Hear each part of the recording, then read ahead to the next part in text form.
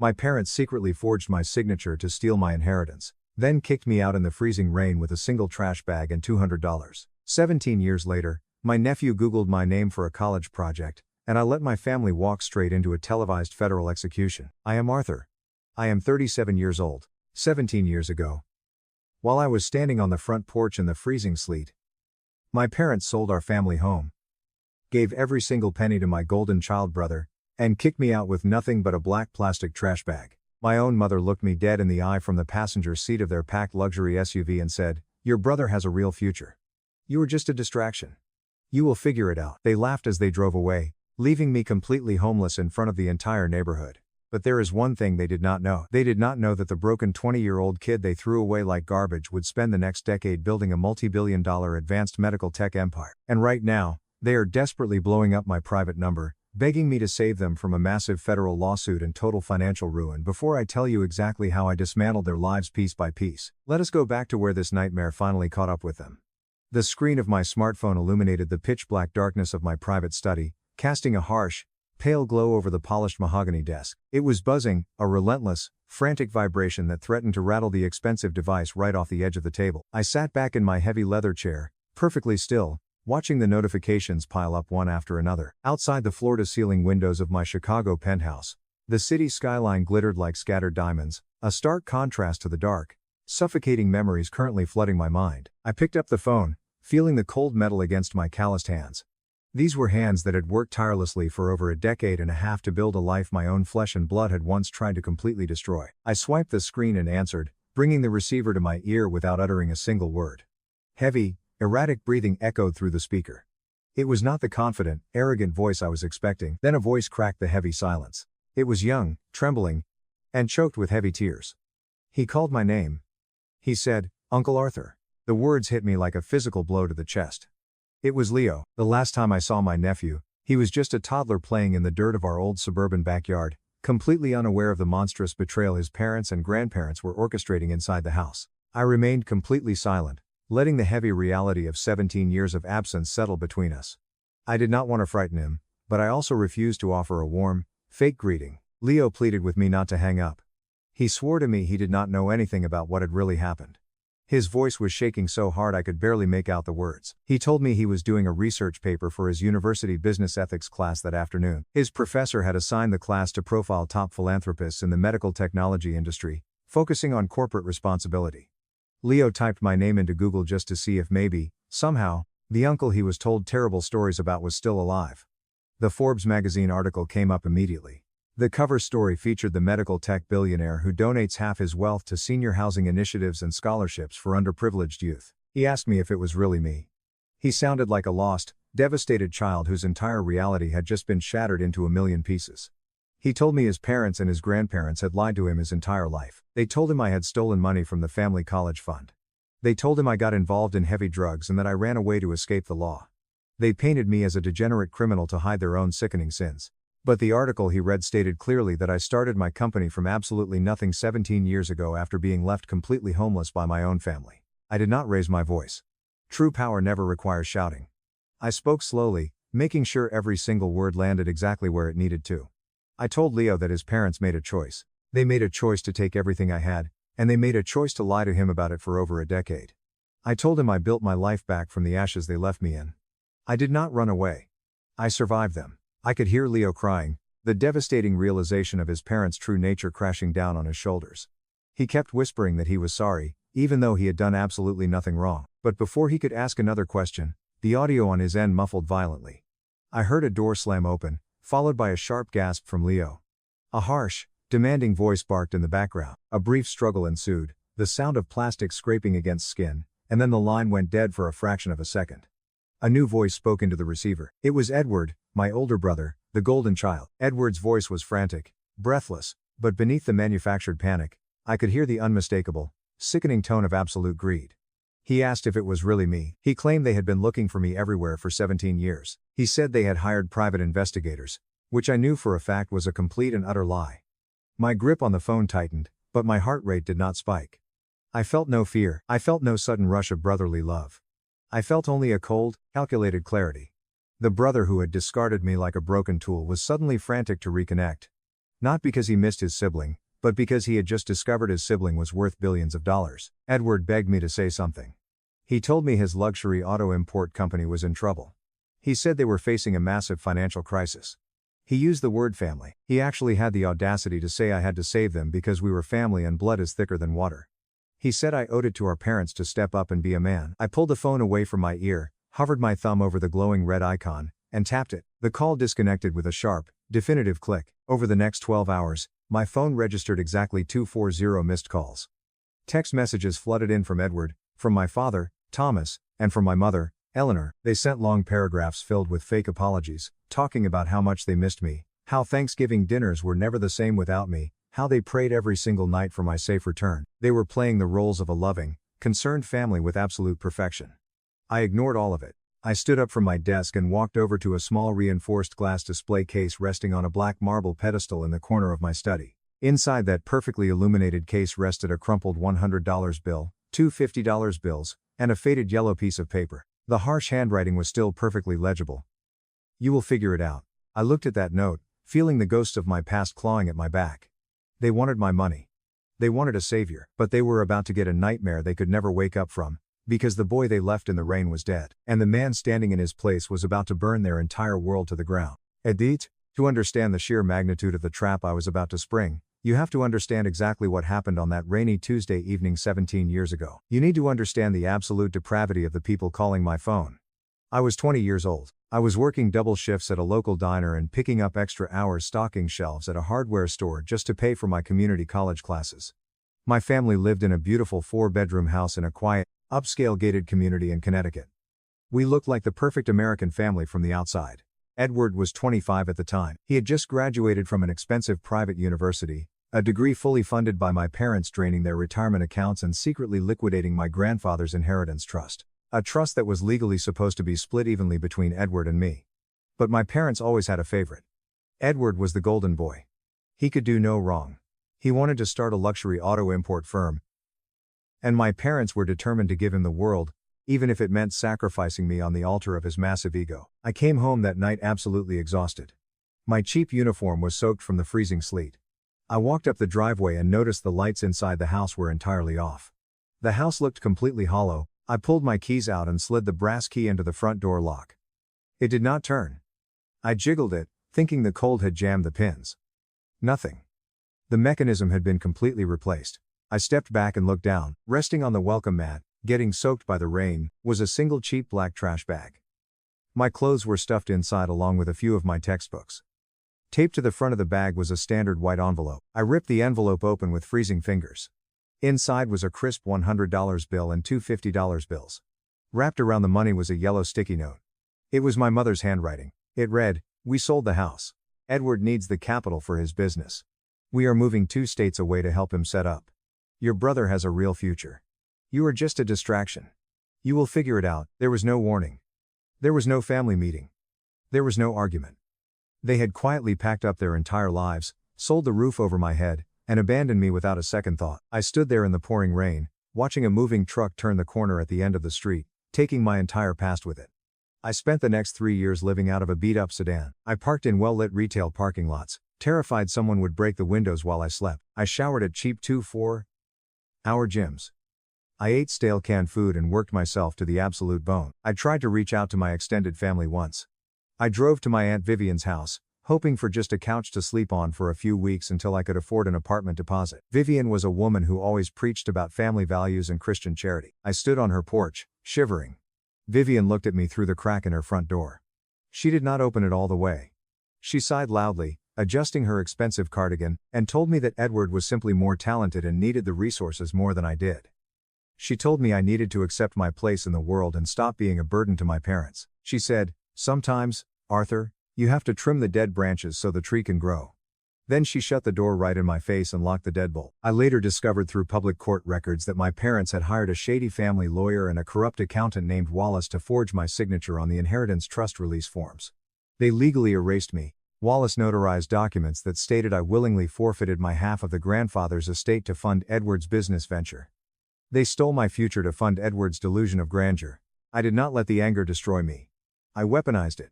I channeled every ounce of that bitter betrayal into my work. I started a small medical testing lab in a leased garage.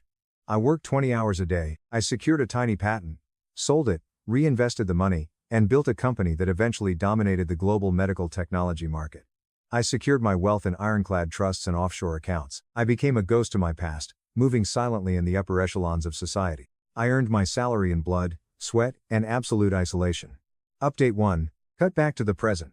The morning after Leo called me, I was sitting in my massive corporate office looking over a highly classified security report. When you have billions of dollars, you do not just hire mall security guards, you hire former intelligence operatives. My head of security had traced exactly how Edward managed to get his hands on my private, unlisted cell phone number immediately after Leo found the Forbes article. The report revealed a betrayal that stung, but did not surprise me in the slightest. Simon, a guy I had met in college, one of the few people I kept in touch with over the years. Simon ran a mid-sized logistics company that my firm heavily subsidized. We were practically keeping his entire business afloat through exclusive, highly profitable shipping contracts. Edward had somehow tracked Simon down through an old social media connection. Edward offered Simon a pathetic $8,500 for my direct contact information. Simon, a man I had trusted and financially supported for years, sold my privacy for the price of a cheap used car. Worse, Simon had agreed to start a whisper campaign, leaking false rumors to industry tabloids that I was mentally unstable and hiding from my family, hoping the bad PR would force me to reach out and negotiate with Edward. I did not feel heartbroken. I felt a cold, surgical precision take over my mind. I picked up the intercom on my desk and called my chief operating officer, Valerie. Valerie was a former corporate litigator, a woman whose legal ruthlessness was legendary in the financial district.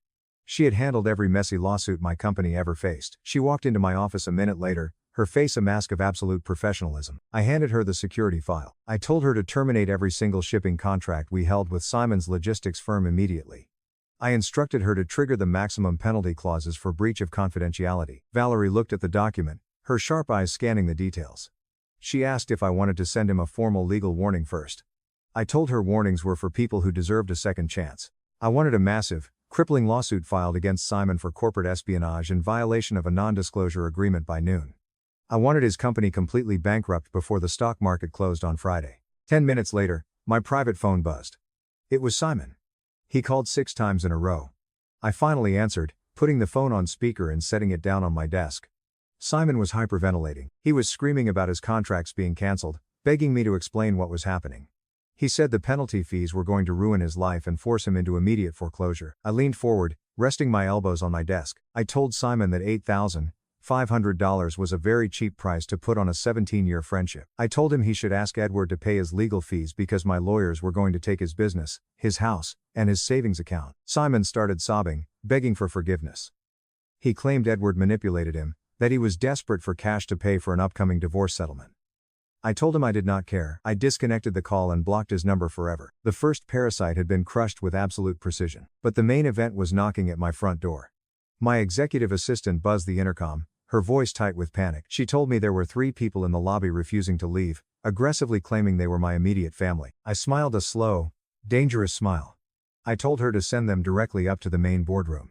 The wolves had walked right into the slaughterhouse. I thought I knew how bad they were, but seeing them again proved I had underestimated their greed. The heavy mahogany doors of my private boardroom clicked shut, sealing us inside. I sat at the head of the long glass table, my hands folded perfectly still on my lap. I watched them walk in. Edward, Thomas, and Eleanor. They had aged, but the arrogant entitlement practically radiated off their skin. They were wearing expensive designer clothes, but an experienced eye could spot the desperation instantly. Edward's watch was a cheap imitation trying to pass for luxury. Eleanor's designer handbag was 2 seasons old and heavily scuffed at the bottom corners. Thomas was sweating through his suit jacket despite the perfectly climate-controlled air in the room. They reeked of cheap cologne and looming financial disaster. They stopped in the middle of the room. Eleanor let out a theatrical, exaggerated gasp.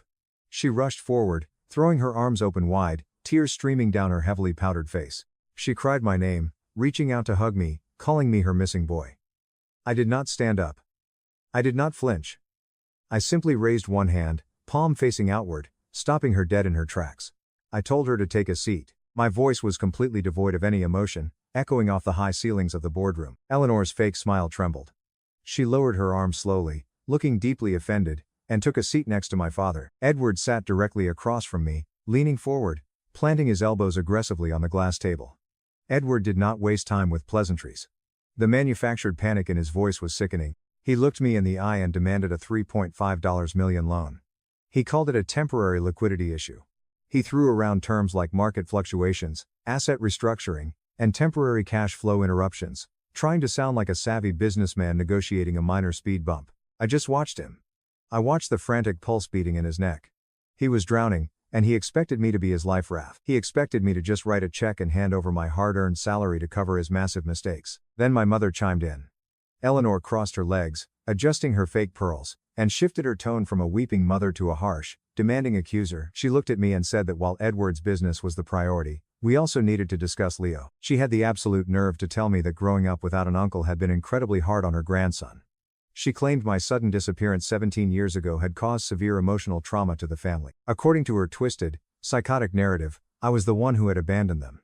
She sat in my boardroom and demanded that I immediately set up a $7 million trust for Leo to compensate for my negligence. She actually said, "You owe this family for walking away from us." The sheer, unadulterated shamelessness of it all hung heavy in the air. These were the exact same people who locked me out in the freezing sleet.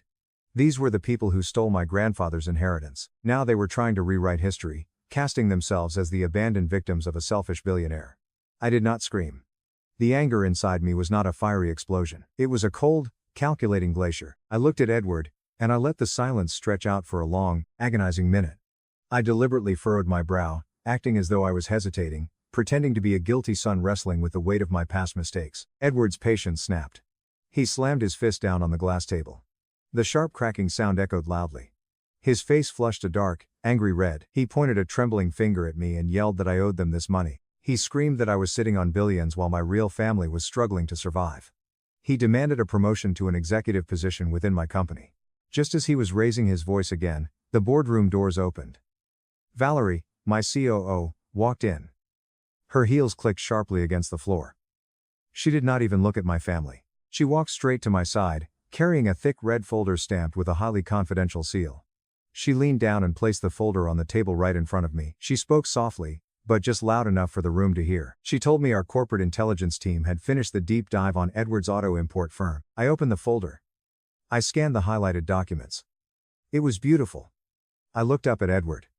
I told him he was not experiencing a market fluctuation. I told him his firm was completely bankrupt. But that was not the interesting part. I flipped the page and read the federal seal printed at the top of a forensic accounting report. I looked my brother dead in the eye and told him I knew about the FBI investigation. The color instantly drained from Edward's face. He looked like he had just been thrown out of an airplane without a parachute. Thomas gasped, clutching his chest. Eleanor's jaw practically hit the floor. I read the summary out loud. Edward had embezzled $6.5 million from private investors. He had used the money to fund a lavish lifestyle, buying exotic cars and taking luxury vacations. Now the auditors had caught him. The feds were circling. He did not need $3.5 million to save his company. He needed $3.5 million in untraceable cash to plug a massive hole in his accounts before he was indicted for federal wire fraud. He was terrified, cornered, and looking for a human shield. He thought he could use the brother he threw away as a get-out-of-jail-free card. Edward started stammering, frantically denying everything. He claimed the documents were fake, that his competitors were framing him. He begged me not to believe the lies. I closed the red folder. I looked at the three of them, perfectly composed. I did not call security. I did not kick them out. Instead, I smiled, a warm, terrifyingly calm smile. I told them that family is family. I told them that despite the past, I understood the severe pressure Edward was under. The relief that washed over their faces was almost comical. They actually believed me. They believed that 17 years of silence and a crumpled $100 bill could be erased because I was desperate for their love and approval. I stood up and buttoned my suit jacket. I told them that tomorrow night my medical tech firm was hosting an annual charity gala at the Sapphire Grand Hotel. Every major investor, politician, and media outlet in the state would be there. I told Edward, Thomas, and Eleanor to dress in their absolute best. I promised them that at the climax of the gala, I would take the stage and officially announce the restructuring of my estate. I promised I would publicly announce my financial support for Edward and the creation of a massive family trust. Eleanor burst into tears of joy. Thomas stood up and tried to shake my hand. Edward was practically vibrating with toxic triumph. They had taken the bait, hook, line, and sinker. They walked out of my office believing they had just won the lottery. They had absolutely no idea they were walking straight into a televised execution. I had given them the rope, and tomorrow night they were going to hang themselves. Later that evening, I sat in a cracked vinyl booth near the back of a small, run-down corner diner, nursing a cup of terrible black coffee. I wore a simple baseball cap and a dark jacket, blending in perfectly with the late-night crowd. Leo walked in. He looked completely drained. The heavy bags under his eyes and his slumped shoulders told the tragic story of a young man whose entire reality was fracturing piece by piece. He slid into the booth across from me, keeping his gaze fixed on the scarred wooden tabletop. This was not a sweet family reunion.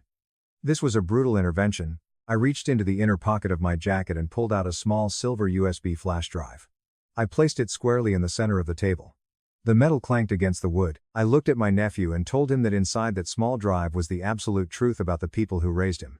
I explained that his father was not an unlucky businessman going through a rough patch. I laid out the facts plainly. Edward had embezzled $6.5 million from his own investors. He had falsified tax documents, created fake shell companies, and funneled stolen money to maintain a lifestyle of pure luxury while secretly taking out massive student loans in Leo's name to pay for his college. He had ruined his own son's credit score before the boy even graduated. Leo stared at the silver drive as if it were a venomous snake. His breathing grew shallow. He asked me how they could do something so reckless, how they could lie so easily to everyone, especially their own flesh and blood. I told him that lying was the easiest thing his parents ever did. I told him about the freezing rainy night 17 years ago. I described the garbage bag, the locked door, and the yellow sticky note. I told him how they stole my inheritance to fund his father's massive ego. I told him about the fraudulent paperwork orchestrated by the accountant Wallace, and how my Aunt Vivian had slammed the door in my face. A heavy, suffocating silence fell over the small booth. Leo covered his face with his hands. His shoulders shook violently as he tried to muffle his sobs. The crushing weight of the truth was breaking him down entirely. The father he had looked up to, the life of privilege he thought he earned, it was all built on the bones of a 20-year-old kid they had left for dead. I let him cry. I leaned forward and pushed the silver flash drive a few inches closer to him. I told him about the charity gala tomorrow night. I told him his parents would be sitting in the front row, wearing clothes bought with stolen money, waiting to be crowned the heirs to my empire. Then I gave him a mission. I told Leo that right before I took the stage, he needed to take that flash drive and walk toward the rear exit of the grand ballroom. I instructed him to look for a tall man wearing a dark gray suit standing near the service doors. That man would be Special Agent Miller from the FBI. I told Leo he had a choice. He could leave the drive on the table, walk away, and stand with the people who built their lives on lies and theft. Or he could pick it up, hand it to the FBI, and finally break the cycle of generational disease. The choice was entirely his. I stood up, threw a $10 bill on the table for the coffee, and walked out. As I walked back to my waiting car in the dark alleyway, a shadow stepped out from behind a rusted dumpster. It was Vance, the CEO of a rival pharmaceutical company. He was a ruthless, slimy billionaire who had been trying to orchestrate a hostile takeover of my supply chain for 2 years. He stood there smoking an expensive cigar, an arrogant smirk plastered across his face. He told me he had eyes everywhere. He told me he knew Edward was under federal investigation. Vance threatened to leak the information to the press before my gala. He said the headline, "Billionaire's brother headed to federal prison," would crash my stock price and ruin the charity event, potentially triggering a massive shareholder lawsuit. He demanded I sign over the manufacturing rights to a key drug patent, or he would destroy my family publicly. I stopped walking. I turned to face Vance, closing the distance between us until I was inches from his face. I gripped my hands into tight fists, but I kept my voice eerily calm. I told Vance that he was playing a very dangerous game with a man who had absolutely nothing to lose. I pulled my phone out and tapped a single button. I held the screen up to his face. It was a live feed of his offshore bank accounts showing the exact illegal wire transfers he had been using to bribe FDA inspectors. My corporate intelligence team had hacked his network weeks ago in preparation for a moment exactly like this. I whispered in his ear. I told him if he breathed a single word about my family, I would personally hand his financial records to the Department of Justice, and I would make sure he shared a maximum security prison cell with my brother. Vance's smug smile vanished instantly. The cigar dropped from his trembling fingers, hitting the wet pavement. He backed away, his face pale with pure terror, and practically ran to his Porsche parked at the end of the alley. I got into the back seat of my vehicle. Valerie was waiting inside with a glowing tablet. She confirmed that the massive LED screens in the grand ballroom were fully operational. She confirmed that the media passes for the top financial journalists had all been approved. The storm was gathering. The execution was ready, and they had absolutely no idea what was coming. Update 2.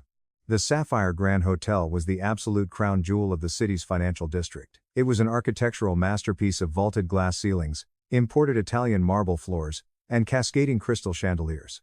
Tonight, this entire building belonged to me. The guest list was a meticulously curated collection of self-made billionaires, federal judges, top-tier politicians, and the most aggressive, sharp-toothed financial journalists in the country. This was not just a dinner, it was a demonstration of absolute power. I stood on the curved second-floor mezzanine balcony, hidden perfectly in the soft shadows.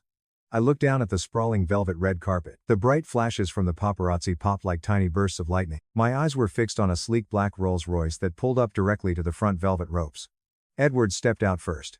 He was wearing a bespoke midnight blue tuxedo with a silk lapel. I knew for an absolute fact that he had rented that tuxedo using a stolen corporate credit card because my intelligence team was monitoring his every financial move. He stepped out, adjusted his expensive cufflinks, puffed out his chest, and flashed a practiced, devastatingly charming smile at the wall of cameras. He looked like a man who owned the world, completely oblivious to the fact that the ground beneath his feet was already crumbling. Right behind him were my parents. Eleanor was draped in a breathtaking floor-length emerald silk gown. Her neck and wrists were dripping with massive glittering stones that she was desperately trying to pass off as real diamonds. Thomas wore a stiff, traditional black suit, his face red and slick with nervous sweat. They looked like royalty parading around in the spoils of their impending victory. They truly believed I was going to hand them my empire on a silver platter. I watched the acoustics of the Grand Hall carry their voices up to me with absolute crystal clarity. A local financial reporter shoved a microphone toward Edward, asking about his sudden appearance in the city and his rumored new executive role. Edward leaned into the microphone, wrapping one arm tightly around my mother's shoulders. His voice dripped with a sickening, carefully manufactured humility. He spun a disgusting, fabricated narrative about how we had simply weathered a difficult season. He actually had the nerve to compare our 17-year estrangement, a period where I was homeless, starving, and sleeping in a freezing car, to a minor, petty disagreement over a family business decision. He stated that I was preparing a massive executive promotion for him. Eleanor nodded along, placing a manicured hand over her heart, playing the role of the supportive, loving mother to absolute perfection. The media frenzy slowly migrated inside the main ballroom. I descended the sweeping marble staircase and merged into the massive crowd. Instantly, the sea of wealthy elites parted for me. I was shaking hands with senators when I saw Edward practically sprinting across the room toward me. He dragged a deeply uncomfortable-looking Thomas behind him. Edward forced his way directly into my private circle. He loudly introduced himself to a group of billionaires as my older brother and my brand new business partner. Standing directly to my left was Mr. Sterling, a ruthless old money billionaire investor. Edward immediately zeroed in on him, launching into a rapid-fire pitch about a commercial development project, bragging about his market liquidity. Mr. Sterling did not take his hand. He did not even blink. He looked at Edward's rented tuxedo, then at the cheap imitation luxury watch on Edward's wrist. Sterling slowly turned his head to look directly at me. His voice was like grinding gravel. He asked me if I actually knew this man or if hotel security needed to escort a desperate trespasser out of the building. The silence that followed was incredibly deafening. Edward's arrogant smile faltered, a flicker of nervous, raw humiliation crossing his eyes. I looked at Edward, letting the heavy silence burn his pride to ash. Then I offered a slow, calm smile. I told Mr. Sterling that this was indeed my brother, and that tonight everyone in this room was going to learn exactly what kind of businessman Edward truly was. Edward's chest puffed out again immediately. He completely misinterpreted my words. He thought I was defending him. He took a long, arrogant sip of his champagne, having absolutely no idea that the curtain was about to rise on his total destruction. The main chandelier lights began to dim. I walked toward the velvet steps of the main stage. The sheer intensity of the theatrical spotlights hit me instantly. I adjusted the microphone. I looked down into the audience. Standing dead center in the front row, practically pressing their knees against the thick velvet rope, were Edward, Thomas, and Eleanor. They were vibrating with toxic anticipation. Edward had unbuttoned his suit jacket, physically preparing himself to walk up those steps and accept his billionaire coronation. Eleanor was looking up at me with breathless devotion. 17 years ago, I began, letting the heavy words hang in the silent, chilled air of the grand ballroom. 17 years ago, I stood on an empty concrete driveway in the freezing sleet with absolutely nothing to my name but a cheap plastic trash bag holding my clothes. I had no home. I had no family. I had exactly $200 to my name. A soft, captivated murmur rippled through the massive crowd. Down in the front row, Edward's smile widened significantly. He nodded along slowly, playing the part of the proud, supportive older brother. He assumed this was just the dramatic emotional prelude to his grand introduction. I built this company on a foundation of absolute survival, I continued, keeping my gaze locked directly on Edward's smug, expectant face. But true legacy is not simply about what you build. It is about what you leave behind, and more importantly, who exactly you choose to leave it to. The tension in the ballroom reached a fever pitch. The flashing of the press cameras intensified into a rapid-fire strobe light. Edward took a half step forward. He was waiting to hear his name called out over the massive speakers. Tonight, I announced, my voice dropping to a sharp, lethal register that cut through the room like a blade. I am officially announcing the final irrevocable disposition of my entire estate, effective immediately, 100% of my corporate equity, my voting rights, my real estate holdings, and my personal liquid assets are being permanently transferred into a newly established ironclad legal entity. Edward's chest puffed out so far the buttons on his rented shirt looked like they were going to pop off. Eleanor grabbed Thomas's arm, tears of absolute joy pooling in her eyes. They thought they had won the lottery. I am officially launching the $200 trust, I declared loudly. Edward blinked hard. His arrogant, confident smile froze perfectly in place. A flicker of deep, genuine confusion crossed his eyes. Eleanor's clasped hands slowly lowered to her sides as the bizarre name of the trust registered in her brain. This massive foundation, I continued, projecting my voice over the sudden, confused whispering of the elite crowd, is dedicated exclusively to the protection and rehabilitation of individuals who have been the victims of severe financial abuse. It will provide absolute legal warfare against the predators who prey on the vulnerable. Specifically, it is designed to hunt down and relentlessly prosecute family members, the brothers, the mothers, and the fathers who manipulate, discard, and rob their own flesh and blood for personal gain. The entire ballroom descended into an absolute, suffocating silence. The reporters stopped snapping pictures, lowering their cameras in sheer confusion. I looked down at the front row. The blood had entirely drained from Edward's face. His mouth was slightly open, his breathing shallow and rapid. Eleanor looked like she was going to be physically sick. Thomas was staring at me with wide, terrified eyes. Let me be perfectly clear, I said, driving the final nail into their coffin with surgical precision. My wealth belongs to the forgotten. It belongs to the betrayed. There are no corporate heirs in my family tree. There will be no generational wealth transfer. Not a single cent of my fortune will ever go to my bloodline. The shockwave that ripped through the ballroom was instantaneous. A collective, audible gasp echoed from the massive crowd. I reached into the inner pocket of my tailored suit jacket and pulled out a small black remote control. I aimed it at the technical control booth and pressed a single button. The massive digital screen behind me flickered. The familiar corporate logo completely vanished. In its place, a brand new image illuminated the grand ballroom. It was a high-definition, 40-foot-tall photograph. It showed a piece of yellowed, torn paper resting next to a crumpled $100 bill and two $50 bills. The handwriting on the note was blown up to a massive scale, perfectly legible for every single person in the room to read clearly. We sold the house. Edward needs the capital. You are just a distraction. You will figure it out. I leaned back into the microphone, my voice perfectly calm, cold, and lethal. I told the audience to look closely at the screen behind me. I told the packed ballroom exactly what happened the week my grandfather died. I described how Edward, the man standing in the front row pretending to be a devoted brother, had conspired with a corrupt family accountant named Wallace to forge my signature on highly sensitive legal documents. I explained how they completely erased my name from a legally binding inheritance trust to steal my college fund. I told the crowd how my parents sold the family home out from under me, packed up their belongings, and fled across state lines to avoid the fallout. I told them how they left me standing in the freezing rain with absolutely nothing but a trash bag and a cruel handwritten note telling me I was worthless. The silence in the grand ballroom shattered into a million pieces. A collective, deafening roar of shock, outrage, and absolute disgust erupted from the hundreds of investors, politicians, and philanthropists. The reporters at the edge of the stage instantly realized they had just stumbled into the greatest corporate and family scandal of the decade. They turned their heavy cameras away from the podium and aimed them directly down at the front row.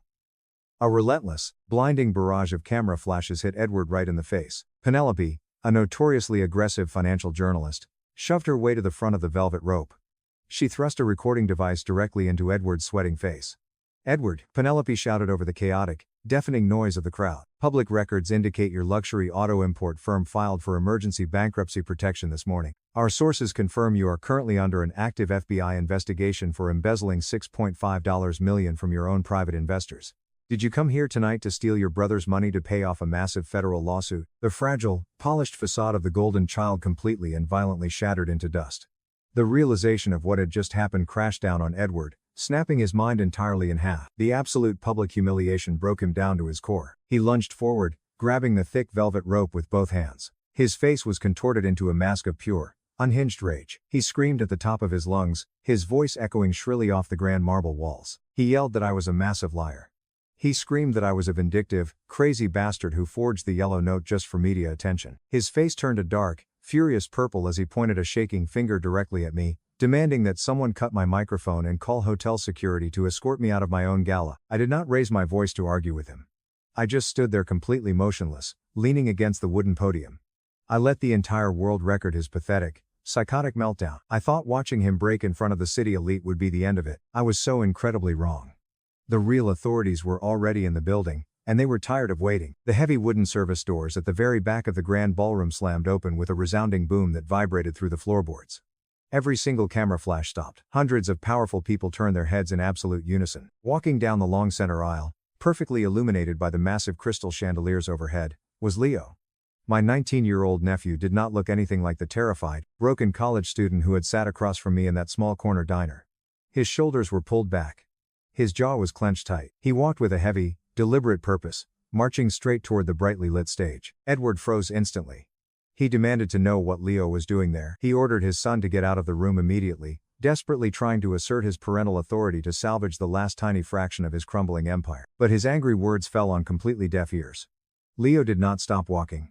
He reached the edge of the stage and stepped right over the velvet rope. Standing just a few feet away, leaning casually against a towering marble pillar, was a tall man wearing a dark gray suit. Special Agent Miller of the Federal Bureau of Investigation. Leo reached into his jacket pocket. He pulled out the silver USB flash drive I had given him. He did not hesitate for a single second. He walked over and handed the drive directly to Agent Miller. The seasoned agent nodded, pocketing the drive containing every single forged tax return, every fake shell company invoice, every fraudulent wire transfer, and the undeniable rock-solid proof of Edward's $6.5 million embezzlement scheme. Leo then turned around and faced the massive sea of journalists. Penelope held her microphone out to him. "My name is Leo," he said, his voice shaking with raw emotion, but ringing out clearly over the venue speakers. "And every single word my uncle just said up there is the absolute truth. My father is a thief and a massive fraud. He stole from his own brother 17 years ago, and he stole from his private investors today. He secretly took out massive student loans in my name and completely ruined my credit score to buy himself luxury cars and expensive vacations. They did not come here to celebrate family. They came here tonight to use my uncle as a human shield against federal prison." The ballroom erupted into total, absolute chaos. Investors pulled out their cell phones, frantically dialing their legal teams to sever any remaining ties with Edward's firm. Pure, unadulterated rage blinded Edward. The son he had manipulated had just driven a knife right through his public image. Edward let out a feral, completely unhinged scream. He lowered his head and charged the stage like a rabid animal, vaulting clumsily over the velvet rope, raising his fist to strike his own son. I did not wait. Decades of survival in the corporate world and on the streets had hardened my instincts to solid iron. As Edward lunged toward Leo, I stepped directly into his path. I planted my feet firmly and drove both of my hands hard into the center of his chest. The sheer momentum of his charge met the immovable force of a man who had absolutely nothing left to lose. Edward lost his footing completely. He stumbled violently backward, his arms flailing wildly in the empty air. Agent Miller and 3 undercover federal agents swarmed the stage from the shadows. They tackled Edward simultaneously, grabbing his arms and shoulders, and slammed him face first into the polished hardwood floor. The sickening sound of his impact echoed loudly through the room.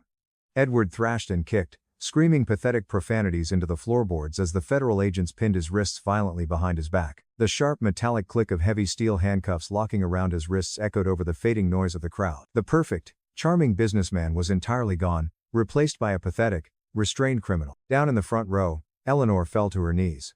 She was clutching her emerald gown, openly sobbing as the sheer magnitude of their destruction washed over her. She scrambled forward, her expensive silk dress catching and tearing on the sharp edge of a stray camera tripod. She crawled right to the edge of the stage, heavy tears completely ruining her meticulously applied makeup. She reached up over the velvet rope and grabbed tightly onto my pant leg. Her hands were shaking violently as she dug her fingers into the fabric of my suit. "Arthur," she sobbed, her voice cracking into a shrill, hysterical pitch. "Arthur, please. You have to stop them. Tell them it is a misunderstanding. We can give the money back. Please do not let them take your brother away. We are your family. You have to save us." She looked up at me with wide, bloodshot eyes, begging the very man she had mocked and robbed. She expected the soft, desperate son to magically reappear and shield her from the brutal consequences of her own staggering greed. I looked down at the woman who had helped coordinate my absolute ruin. I felt no anger in that moment. I felt no pity. I felt absolutely nothing but the cold, pristine clarity of justice. I looked her dead in the eye, and with a slow, deliberate motion, I physically pulled my leg back, forcing her trembling hands to slip off my suit. She fell forward slightly, her hands hitting the cold floor of the stage. "You will figure it out," I said quietly. It was the exact phrase she had written on that yellowed note 17 years ago. The exact words she had used to condemn me to a life on the streets. Hearing those words repeated back to her completely broke whatever was left of my mother's spirit. She collapsed against the velvet rope, burying her face in her hands, wailing in absolute, inescapable despair. Agent Miller hauled Edward roughly to his feet and began reading him his Miranda rights. They dragged him backward down the long center aisle. The billionaires, the industry leaders, and the media personnel watched in horrified silence as the golden child was hauled away like a common criminal. But the execution was not entirely finished. As the ballroom began to clear out and the flashing lights faded, Valerie stepped up onto the stage and handed me my phone. She showed me a confirmation email from our legal department. I had not forgotten about Aunt Vivian. I had not forgotten the door slammed in my face when I was starving and homeless. Through Wallace the accountant's recent panic confession to my legal team, we proved that Vivian had actively orchestrated the fraudulent transfer of the grandfather's inheritance 17 years ago, secretly taking a 10% cut of the stolen money for herself as a consulting fee. Using my corporate influence and a mountain of undeniable legal evidence, Valerie had just legally frozen Vivian's entire pension and retirement accounts pending a massive civil lawsuit for fraud and conspiracy. Vivian would wake up tomorrow morning to find her bank accounts locked, her assets seized, and her comfortable, hypocritical retirement completely annihilated. I did not leave a single parasite attached to the host. I thought the silence of the empty ballroom would finally bring me joy, but the hardest part of the night was just beginning. The deafening chaos of the grand ballroom had entirely evaporated, replaced by a hollow, ringing silence. The elite guests had fled the scene as quickly as their luxury town cars could carry them. Wanting absolutely nothing to do with the toxic, radioactive fallout of my family's spectacular public execution, what remained was the glittering debris of a shattered empire. Broken champagne flutes, abandoned cocktail napkins, and scuffed hardwood floors littered the massive room. A younger, softer version of myself might have walked over to those stairs and wrapped my arms around Leo. I might have told him that everything was going to be all right, that I would write a massive check and make the pain magically go away. But I had learned the hard way that shielding a young man from the harsh consequences of reality does not protect him. It only corrupts him. That kind of blind, unconditional financial coddling was exactly what had turned his father into a monster. I was not going to make the exact same mistake twice. I refused to create another Edward. A few yards away, a hotel janitor had nervously emerged from the service corridor. He was holding a wide, heavy push broom, looking around hesitantly. I walked over to the young worker, reached out, and silently took the heavy wooden broom from his hands. I walked slowly across the debris-littered floor, my expensive shoes clicking against the hardwood, until I stood directly in front of my nephew. Leo did not look up. I did not kneel down to his level to offer comfort. I held the broom out and simply dropped it. The heavy wooden handle clattered loudly against the marble steps, landing just inches from his shoes. Leo flinched, pulling his hands away from his tear-streaked face. He looked down at the broom, then slowly tilted his head up to look at me, his red, swollen eyes filled with absolute confusion and betrayal. "You did a very brave thing tonight, Leo," I said, my voice perfectly steady, carrying a firm, unyielding authority. "You stood up in front of the world and chose the truth over a comfortable, profitable lie. I respect you for that more than you know, but crying on the floor of a luxury hotel is not going to pay off your student loans. It is not going to put food on your table, and it is not going to fix your ruined credit score." Leo stared at me, his breath hitching in his throat. He expected me to save him. He expected the billionaire uncle to pull out a checkbook and fix everything his father had broken. "The illusion of your wealth died tonight," I told him, gesturing to the empty, messy ballroom around us. "Your parents spent their entire lives trying to steal their way to the top because they were fundamentally terrified of hard work. It is time for you to learn how to actually survive in the real world. Pick up the broom, Leo. I am hiring you at minimum wage to clean this floor. Honest labor will clear your head." For a terrifying second, I thought the toxic entitlement his parents had drilled into his skull was going to win. But then, slowly, Leo reached down and wrapped his hands around the wooden handle of the broom. He stood up, wiped his eyes with the back of his sleeve, and began sweeping the broken glass off the marble floor. Years later, when the university dean called Leo's name to deliver the valedictory speech, a profound wave of pride washed over my entire body.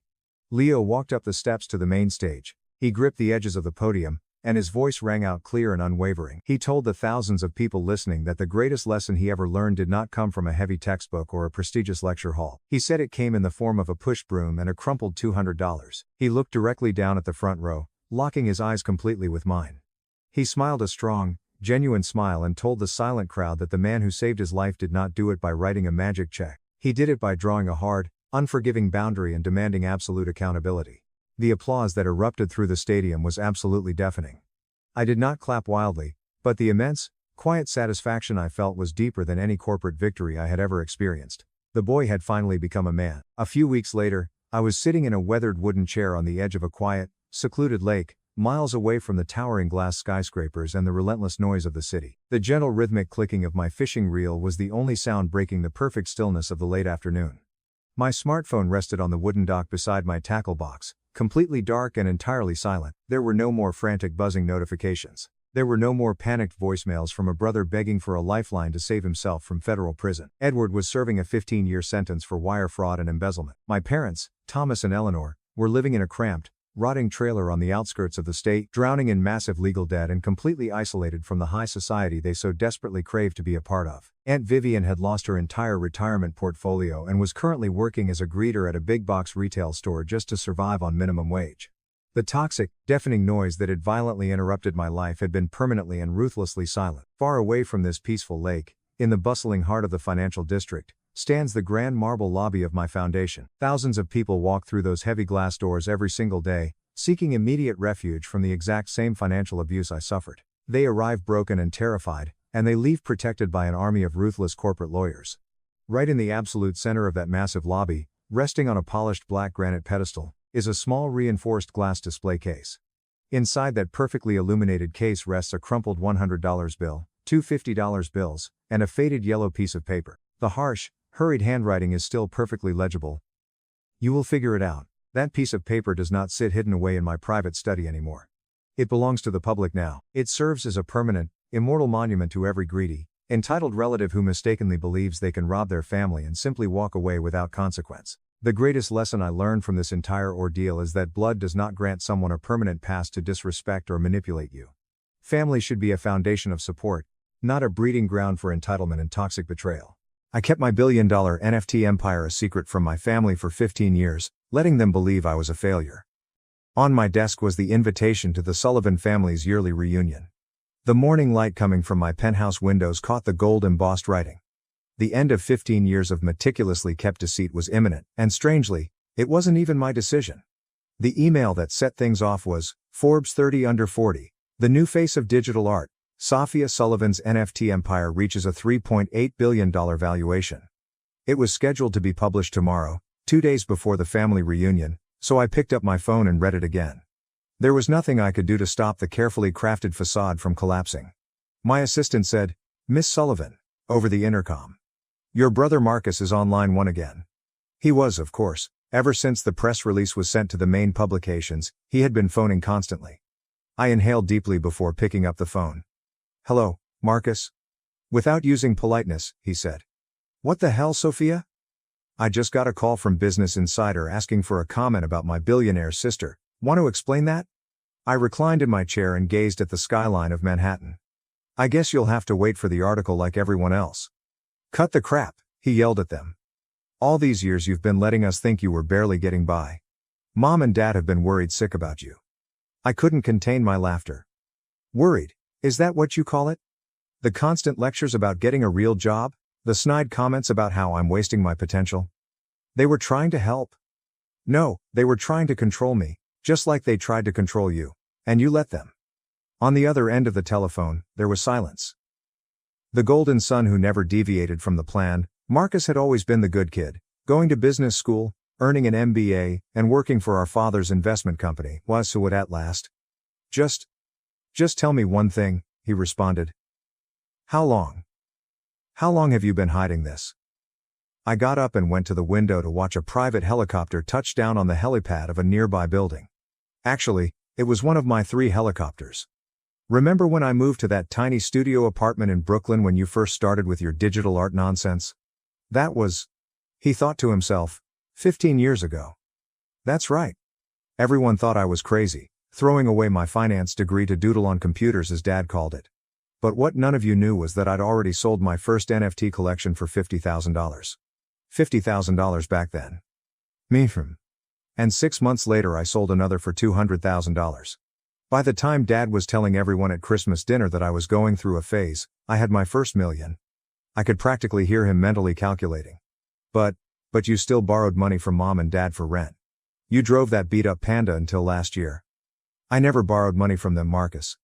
I asked them to invest in my company. They refused, loudly and repeatedly. The Honda was a choice, not a necessity, just like this penthouse was a choice, and the private jet, and everything else I kept hidden from all of you." His voice broke as he said, "Private jet? Jesus, Sophia, how rich are you exactly?" The way our younger sister Olivia would ostentatiously pick up the check, making sure everyone knew she was supporting her struggling artist sister, brought back memories of family dinners where I was treated like a poor relative. This made me grin. The Forbes article will say $3.8 billion, but that's a conservative estimate. The real number is closer to 5. Marcus produced a sound that was in between a choke and a gasp. "Now, if you'll excuse me," I said. "I have a board meeting to attend." "Oh, and Marcus, I'll see you at the family reunion. I'm thinking of making an entrance." Before he could answer, I hung up and hit the intercom. "Sarah, is everything set for the reunion?" "Yes, Miss Sullivan, the jet is fueled and ready. The car service is arranged for all family members to be picked up in Rolls-Royces. The venue has been updated to the private island as requested, and the NDAs have been prepared for all staff." "Perfect." I took up the invitation to the reunion once more. I had been playing the part they wanted me to play for 15 years. The sister who was pity-faced and patronized at every family get-together, the artsy black sheep who couldn't handle the real world, and the daughter who required continual reminders about financial responsibility. Not this time, though. My younger sister Olivia buzzed my phone with a text message that said, "OMG soft, please tell me this Forbes thing is a joke, what's going on?" I didn't respond. Olivia, who at every family get-together would talk about her six-figure earnings. Olivia, who enjoyed reflecting on how she had survived while her older sister was still discovering herself. Once more the intercom buzzed. "Miss Sullivan, your parents are both on the line."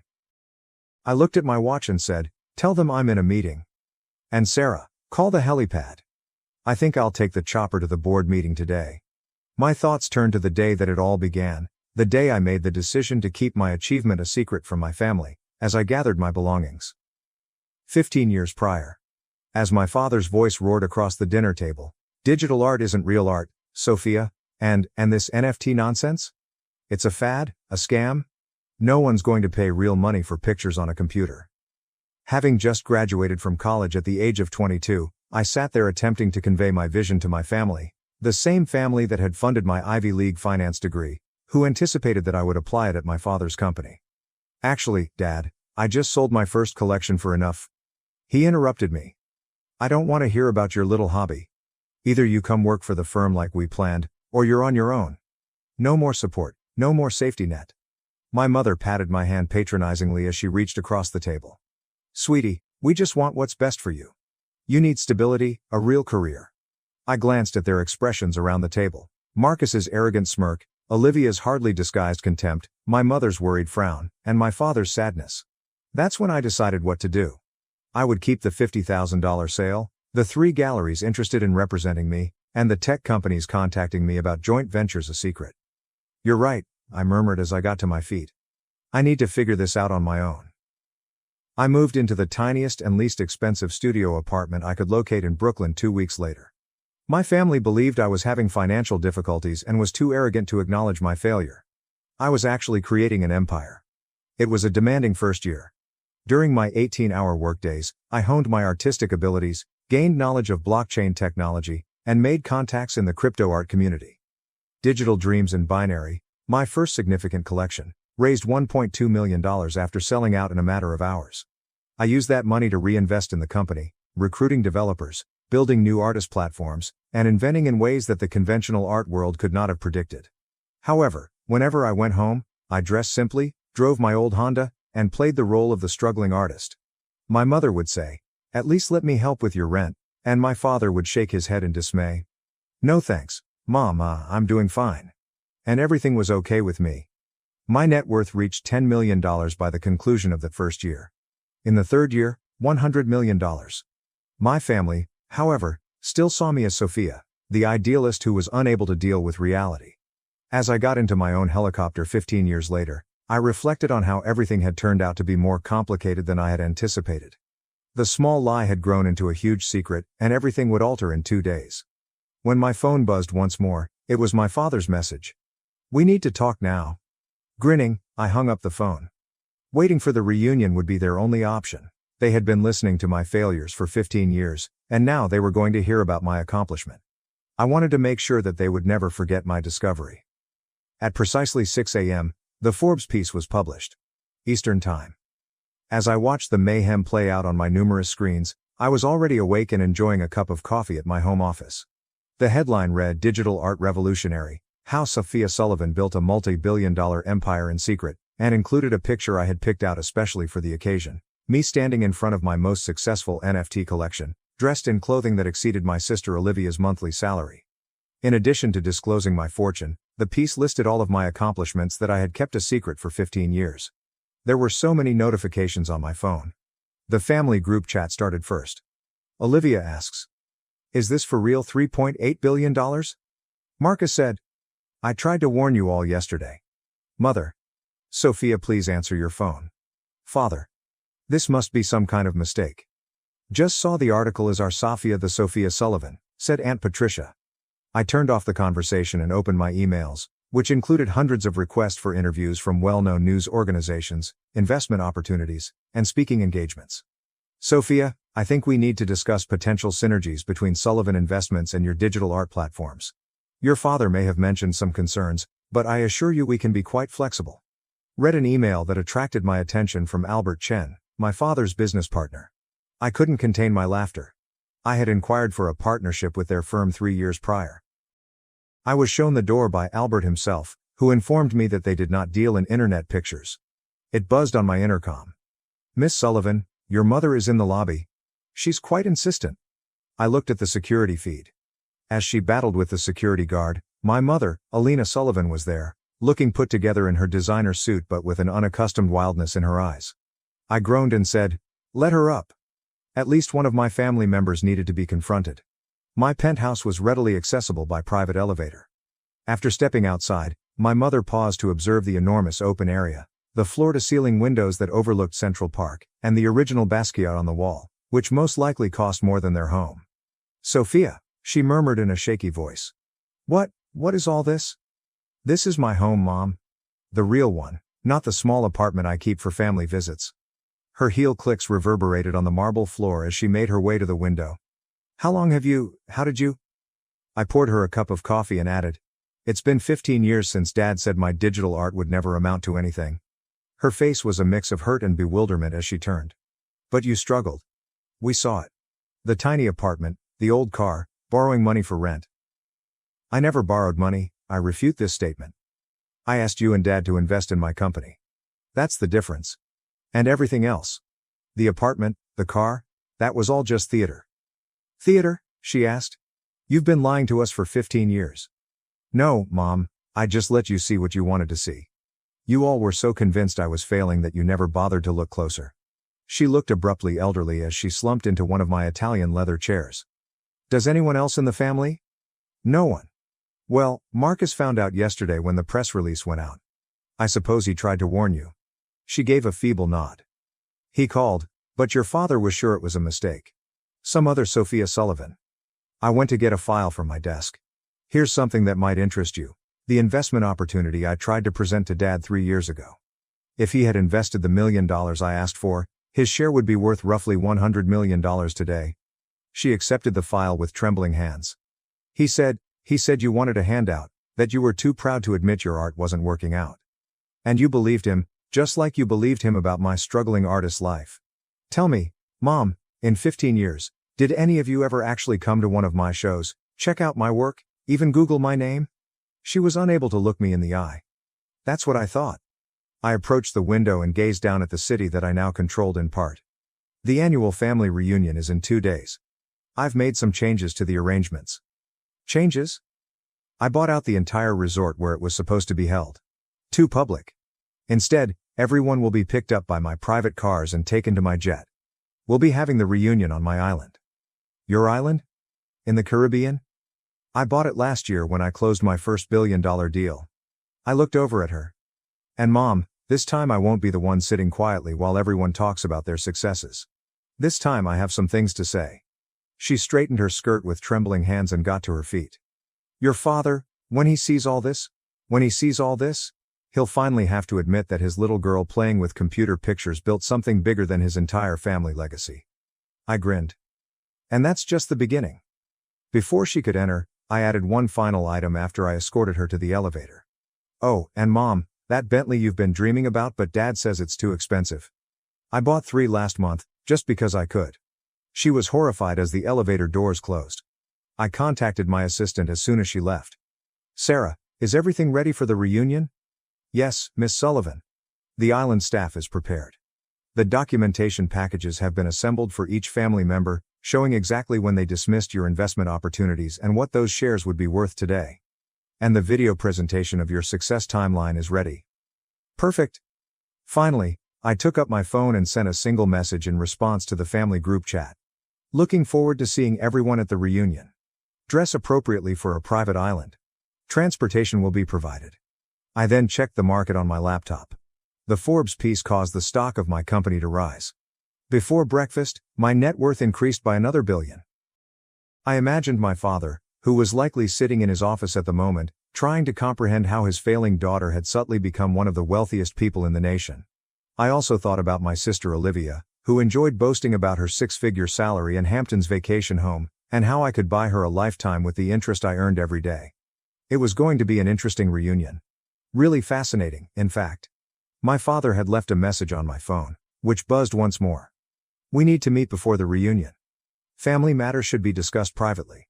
I replied, everything will be discussed at the reunion, Dad.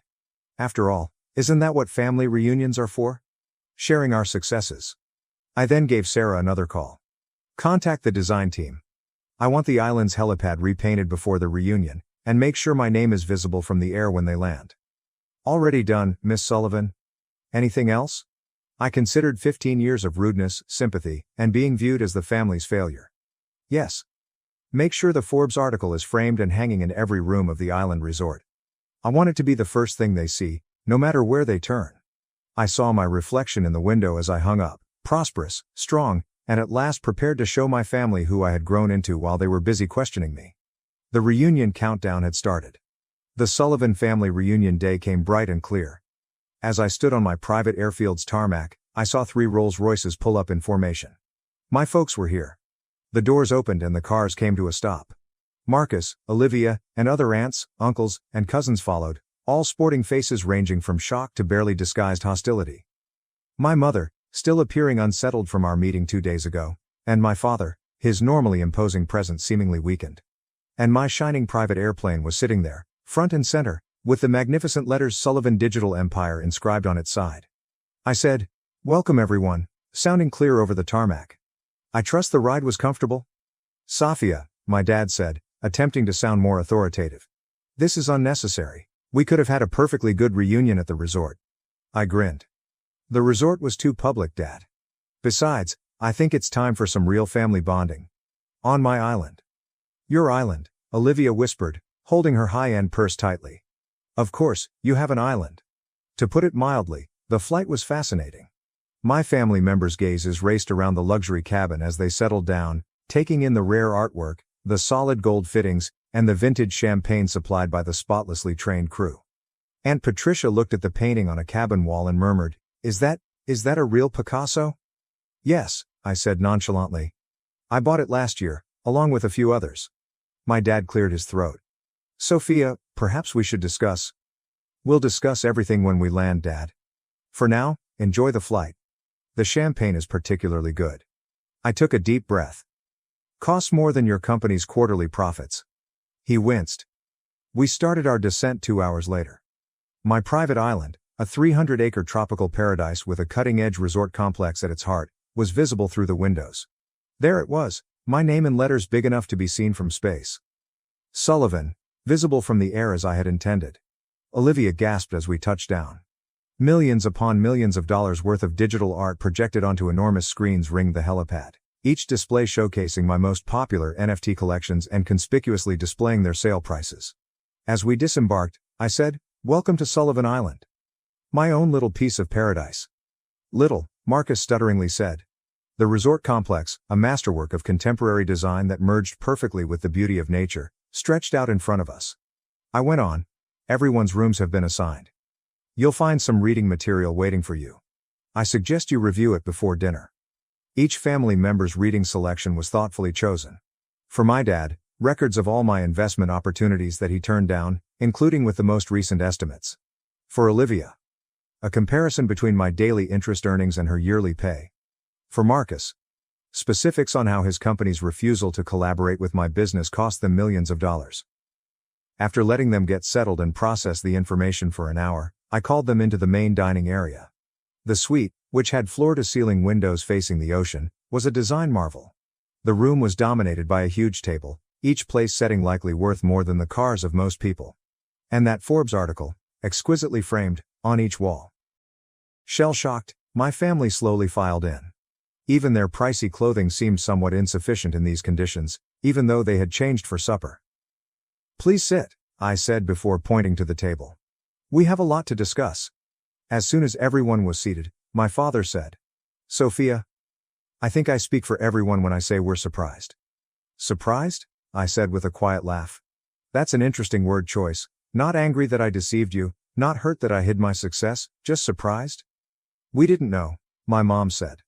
I told her, "You didn't want to know," instead. "Every time I tried to tell you about my work, you changed the subject. Every time I offered investment opportunities, you dismissed them. You were so convinced I was failing that you couldn't see my success, even when it was right in front of you." Olivia cut in. "But the apartment, the old car, all those times you let me pay for dinner. Because you thought I couldn't afford it," I concluded for her. "Did you enjoy that, Olivia? Playing the successful sister, making sure everyone knew you were helping out poor struggling Sophia?" She was graceful enough to appear embarrassed. After saying, "Let me show you something," I pressed a button. Screens dropped from the ceiling, showing a history of my achievements over the years, along with their contemptuous remarks. 2008, "Digital art isn't real art, Dad. My first collection sells for $50,000. 2010, "When are you going to get a real job, Mom? Company valuation hits $10 million. 2015, "At least I can afford to help my sister out, Olivia. Net worth passes $500 million. 2020, "We don't invest in internet pictures, Dad's firm. Company valuation reaches $1 billion. Every doubt, every dismissal, every condescending comment, I gently said, I remembered them all. And with each one, I built something bigger." My father's voice broke as he asked, "Why? Why hide it?" "Because you needed to learn something. All of you did. Success doesn't look just one way. Innovation doesn't follow your predetermined path. And sometimes, the child you wrote off as a failure might just be the one who succeeds beyond your wildest dreams." I got up and moved toward the window. "Do you know what the hardest part was? Not the secrecy, not pretending to struggle. It was watching you all celebrate mediocrity while dismissing true innovation." "Mediocrity?" snarled Marcus. "Yes, mediocrity. You followed Dad's safe path, Marcus. Got the job he wanted you to get, made the safe investments. And you," I said to Olivia, "you bragged about your six-figure salary while I was making that much in minutes." "That's enough," said my dad. "You've made your point. We were wrong. Is that what you want to hear?" "No, Dad. What I want is for you to understand, I really understand. This," I pointed to the wealth around us, "isn't about money. It's about vision. The vision you couldn't see because you were too busy clinging to the past." I hit another button, and fresh visuals popped up on the screens. My most recent endeavor, a groundbreaking platform that would revolutionize the production, purchase, and sale of digital art. When I said, "This launches next month," conservative estimates put its value at $10 billion. I'm showing you this because for once, I want you to see what I'm building before it happens. No more dismissing it, no more doubting. As they processed the ramifications, the room became quiet. My mother finally said something. "We're proud of you, Sophia. We should have been proud all along." "Thank you, Mom. But I didn't do this for your pride. I did it because it was my dream, my vision, and now," I grinned, "it's my empire."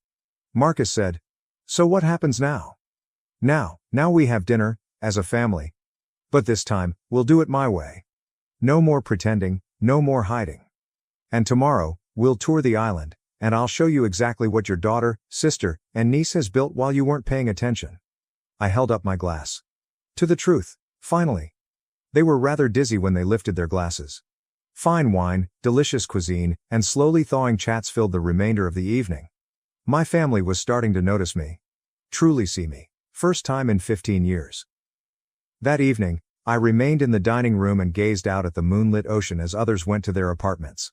Sarah, my helper, showed up beside me. With a whisper she questioned, Was it worth it? The big reveal? I considered the expressions on their faces. The astonishment, the insight, the slow comprehension. Yes, I said. But not for what I had anticipated. It was about being able to be wholly myself at last, not about proving them incorrect. And tomorrow, laughed I, tomorrow we show them the future. Their safe, predictable world of traditional investments and conventional success is over. It's time for them to understand that the daughter they wrote off as a dreamer wasn't just dreaming. She was building a new world while they weren't looking. Later that evening, I discovered a note written by my father that had been hidden behind my door. I was wrong. Not just about the business, but about everything. You didn't just succeed, you revolutionized an entire industry. I'm sorry I couldn't see it sooner. Dad? As a reminder of my beginnings and progress, I framed the note and placed it next to my first NFT sale receipt for $50,000. My family's attitudes abruptly shifted the following morning as I observed them getting together for breakfast. I came to a significant realization. Sometimes proving yourself correct is just as important to success as proving others incorrect. The quiet awareness that you created something remarkable while everyone else was busy doubting you can often be the sweetest victory, rather than the revelation of accomplishment. The news alert that buzzed on my phone read, Sullivan Digital Empire announces revolutionary new platform. The time had come for my family to witness the unfolding of the future in real time. No more pretending or concealing. My mom said I shouldn't come for Christmas because my step-grandparents hated me and would cut their inheritance if we stayed in touch. My stepdad's parents, who despised me, would be at Christmas, so my mom told me I wasn't welcome. I severed all contact with them and withdrew their financial support, but a few months later they were at my house. Long pauses at the beginning of phone calls have always annoyed me since they seldom contain pleasant news. My mother's hesitancy on the other end of the telephone, 3 days before Christmas, told me everything I needed to know before she even said anything. Erica, honey, I think it would be better if you didn't come home for Christmas this year. I almost dropped my mug of coffee. Mom, what are you talking about? It's just, well, Richard's parents are coming and they don't want to see you, and they've made it quite clear. In an attempt to comprehend what I was hearing, I collapsed onto my couch.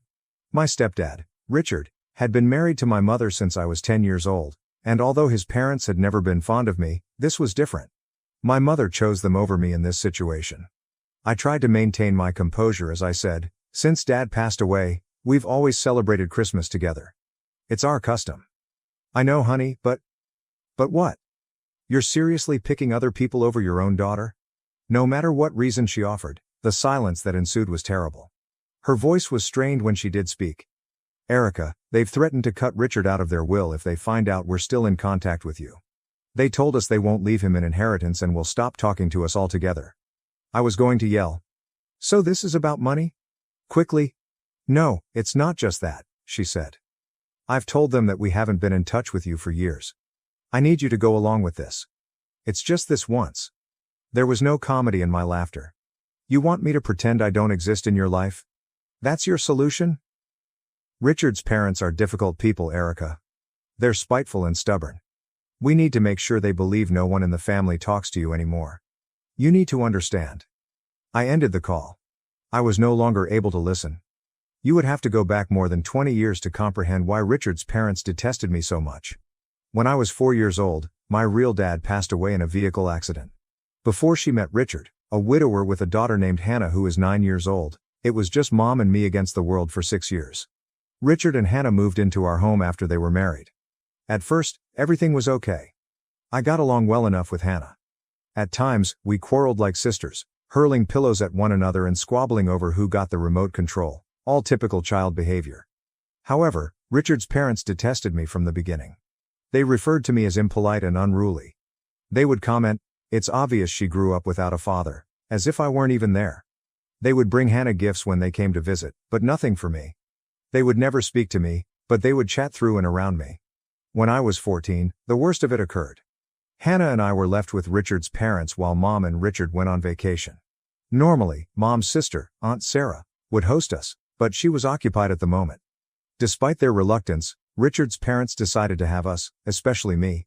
Hannah and I argued over the laptop after spending a week together locked up. Tensions were high and we were both really bored. I gave her a gentle shove during the fight, but she lost her equilibrium, fell awkwardly, and fractured her arm. Hannah let out a scream that had my blood run down my spine. Her grandparents rushed over. Her grandma called Richard in a fit of hysteria while her grandfather took her to the hospital. She screamed into the phone, "You have to come home now." Erica beat Hannah badly and broke her arm. "She needs to be in a psychiatric clinic, she's completely out of control." Everything changed after that call. They stole my phone, locked me in a bedroom, and only unlocked the door to let food in. They referred to me as a rabid animal, and threatened to put me in juvenile jail.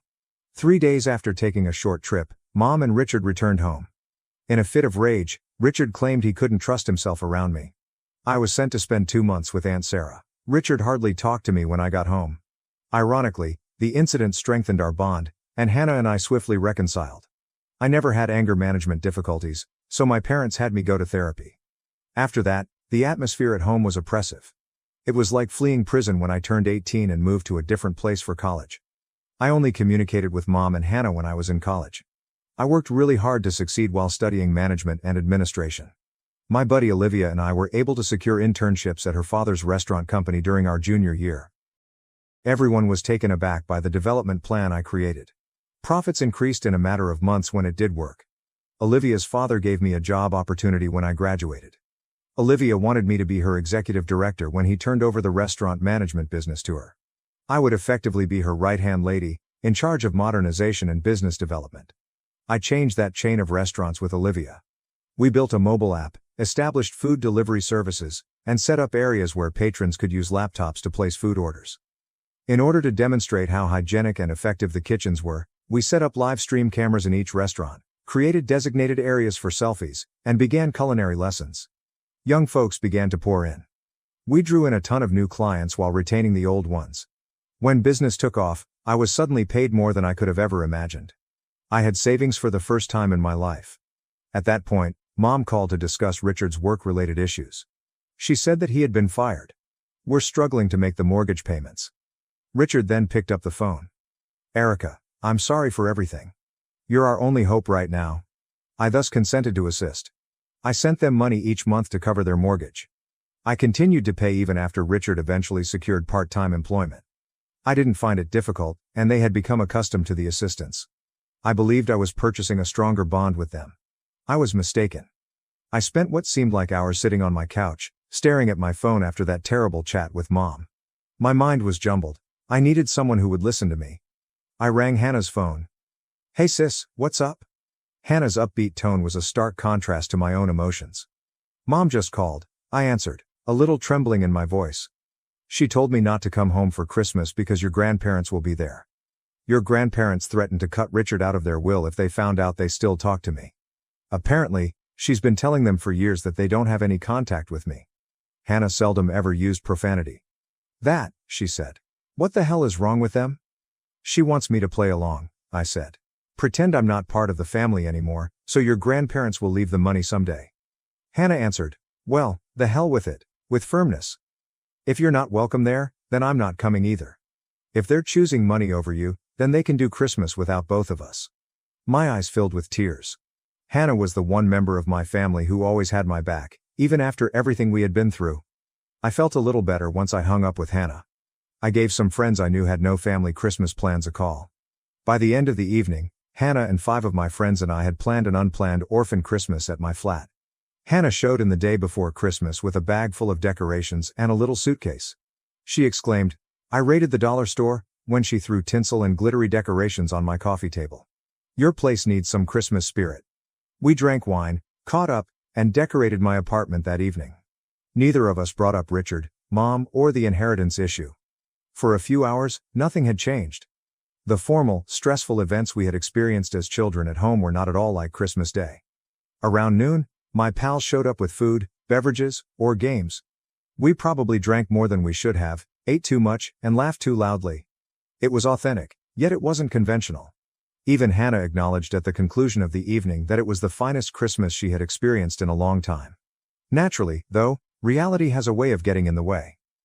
Before going to bed, I was browsing Instagram when I came upon a post from Mom. In their living room, she was grinning beside Richard's parents, who were all dressed in similar Christmas sweaters. It said, "So blessed to spend this special day with family." Family. The word made my stomach turn like a dagger. I was no longer family. It was inconvenient to conceal the truth about me. That night, I was unable to sleep.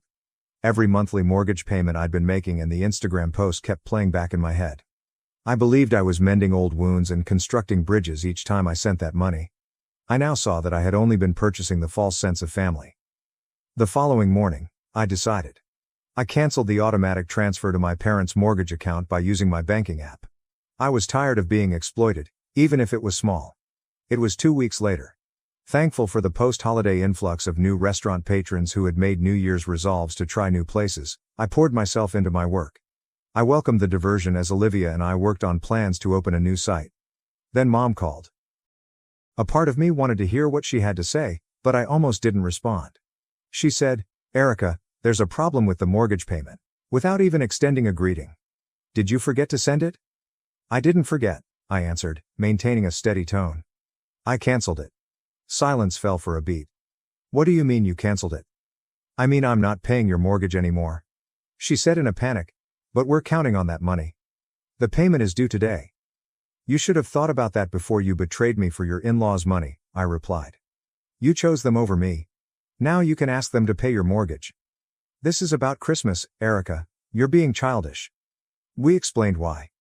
"You explained that money is more important to you than I am." "I am message received."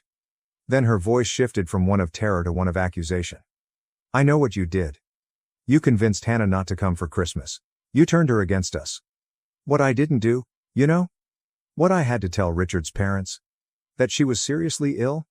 I had to lie and make up a whole story because of you. What I was hearing was unbelievable. You've gone mad because of this inheritance thing. Normal people don't invent illnesses for their children, Mom. They don't disown them for money." "You have no idea what you're talking about," she said. "After everything we've done for you." "What exactly have you done for me lately, Mom, besides kick me out of Christmas and lie about my existence?" She ended the call. The months that followed were calm. I didn't get in touch, and Mom didn't call again. Hannah stayed in contact and went to visit whenever she could. She had turned into the only family member who had not betrayed me and my only true link to my former existence. I threw myself into new initiatives and concentrated on my work. Olivia and I opened a new restaurant across town as part of our restaurant brand expansion. It was a good business. Life was steady. However, when I thought about my family, I still felt empty. Then Hannah called one evening in late April. "Hey, I'm going to come visit you tomorrow. Is that okay?" Her voice seemed strange, but I didn't press the issue. When Hannah felt like it, she had always been straightforward. My doorbell rang shortly after noon the following day. When I opened it, Mom and Richard were standing there in addition to Hannah. I took a step back and nearly slammed the door, asking myself, "What the hell?" Hannah raised her hands. "Hear them out, Erica, please." It was clear from their faces, Hannah's begging, Richard's uneasiness, and Mom's anxiety, that this would not be a quick chat. I suppose they were strangers by now because they filed into my living room like strangers. Mom held her handbag close to her chest. Awkwardly, Richard stood beside the window. Hannah cleared her throat. "So, I think Mom and Dad have something they want to say." Mom inhaled deeply. "Erica, we came to apologize. What I did at Christmas was wrong." She appeared to think that was sufficient, but I waited for more. "That's it?" I inquired at last. "We're missing you," Richard continued. "The house isn't the same without you." I didn't care that my voice was rising. "The house I wasn't welcome in at Christmas? The house where you pretend I don't exist whenever your parents visit? You're going to have to do better than we miss you." Hannah put her hand on my arm. "Let him finish, Erica." Mom gave a clumsy smile. "You're right to be angry. We betrayed you. I betrayed you. I put money ahead of my own daughter, and I've been sick about it ever since." "Your financial assistance is no longer required," Richard stated. "I found a new job, better than the old one. We're managing the mortgage payments just fine. That's not why we're here." I said. "Then why are you here?" "Because we're family," her voice cracked. "And we almost threw that away." "For what? For my in-laws' approval? For money we might get someday?" It was wrong. I hesitated because of something about her genuineness. I had been prepared for manipulations, guilt trips, and justifications. I wasn't expecting real regret. I asked Richard, "What about your parents? They still planning to write you out of the will if they find out we talk?" Richard's gaze shifted to his hands. "I called them after you stopped sending money. Told them I wasn't going to pretend anymore, that you're my daughter too." They flew off the handle, threatened to disown me, just like they said they would. We had a huge fight. So what changed?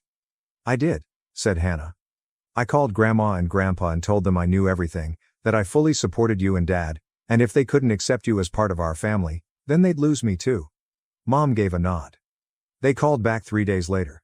Said they'd calmed down and were willing to accept things. They're not ready to lose Hannah. I was at a loss for words. I wanted my family back, therefore I wanted to forgive them. Another part recalled how effortlessly they'd ignored me when it suited them. I was honest when I said, I don't know if I can trust you again. You shut me out when it suited you. What happens next time they threaten to cut you off? Mom said. There won't be a next time. We've drawn a line. You're our daughter, and that's non-negotiable. I glanced at Mom, whose eyes were full of tears, then at Richard, who appeared more sincere than I'd seen him in years, and finally at Hannah, who gave me a supportive nod. I said, I'm not saying everything's fine now, with caution. It's going to take time, but I'm willing to try. Mom sobbed and came running to give me a hug. I didn't want to fully surrender, so I stayed rigid in her arms. When Mom eventually let me go, Richard remarked, We've been looking into family therapy, all 4 of us, to work through the old stuff, not just this recent mess. Therapy? My astonishment was evident. When I was a teenager, Richard had always laughed at my forced anger management classes. Hannah said, it was Dad's idea, with a proud expression on her face. He says we all have baggage we need to unpack. Richard said, I should have defended you years ago. After the accident with Hannah's arm, I knew it wasn't your fault, but I let my parents dictate how I treated you. That wasn't right. I reflected on the years I had spent trying to gain his approval, the therapy sessions in which counselors attempted to fix me when I wasn't damaged, and the fact that I had continued to provide for them financially in the hopes that they would still love me. Hours of agonizing but important discourse lasted that evening. We discussed the Christmas betrayal that had been the final straw, the past scars I believed had healed but obviously hadn't, and what it would take to regain trust. We had a plan by the time they departed, which included regular dinners for the 4 of us, no in-laws allowed, weekly family therapy sessions beginning the following month, and explicit rules about what was and wasn't appropriate moving forward. It was a start, but it wasn't forgiveness yet. Hannah remained after they left. With the familiarity of a sister who knew she was welcome, she fell into my couch. You okay? She inquired. I don't know, was my honest response. Part of me wants to believe them. Another part is waiting for the other shoe to drop. She pulled at a loose thread on my throw cushion and said, I understand that. For what it's worth, I think they mean it this time. You should have seen Mom after Christmas. She was a mess, kept saying she'd made a horrible mistake. Did they ask you to arrange this? Hannah gave a headshake. It was my idea. I was tired of being the go-between, of hearing them talk about how much they missed you while knowing they'd hurt you so badly. I reclined, suddenly worn out. I'm not sure family therapy is going to fix everything. Probably not, added Hannah, but it's a step. And I'll be there too, making sure they don't backslide. Regardless of blood, I grinned at my sister, my true sister. When did you get so wise? Learn from the best, she replied, putting her hand on my shoulder. You never gave up on me, even when we were kids and I was a total brat.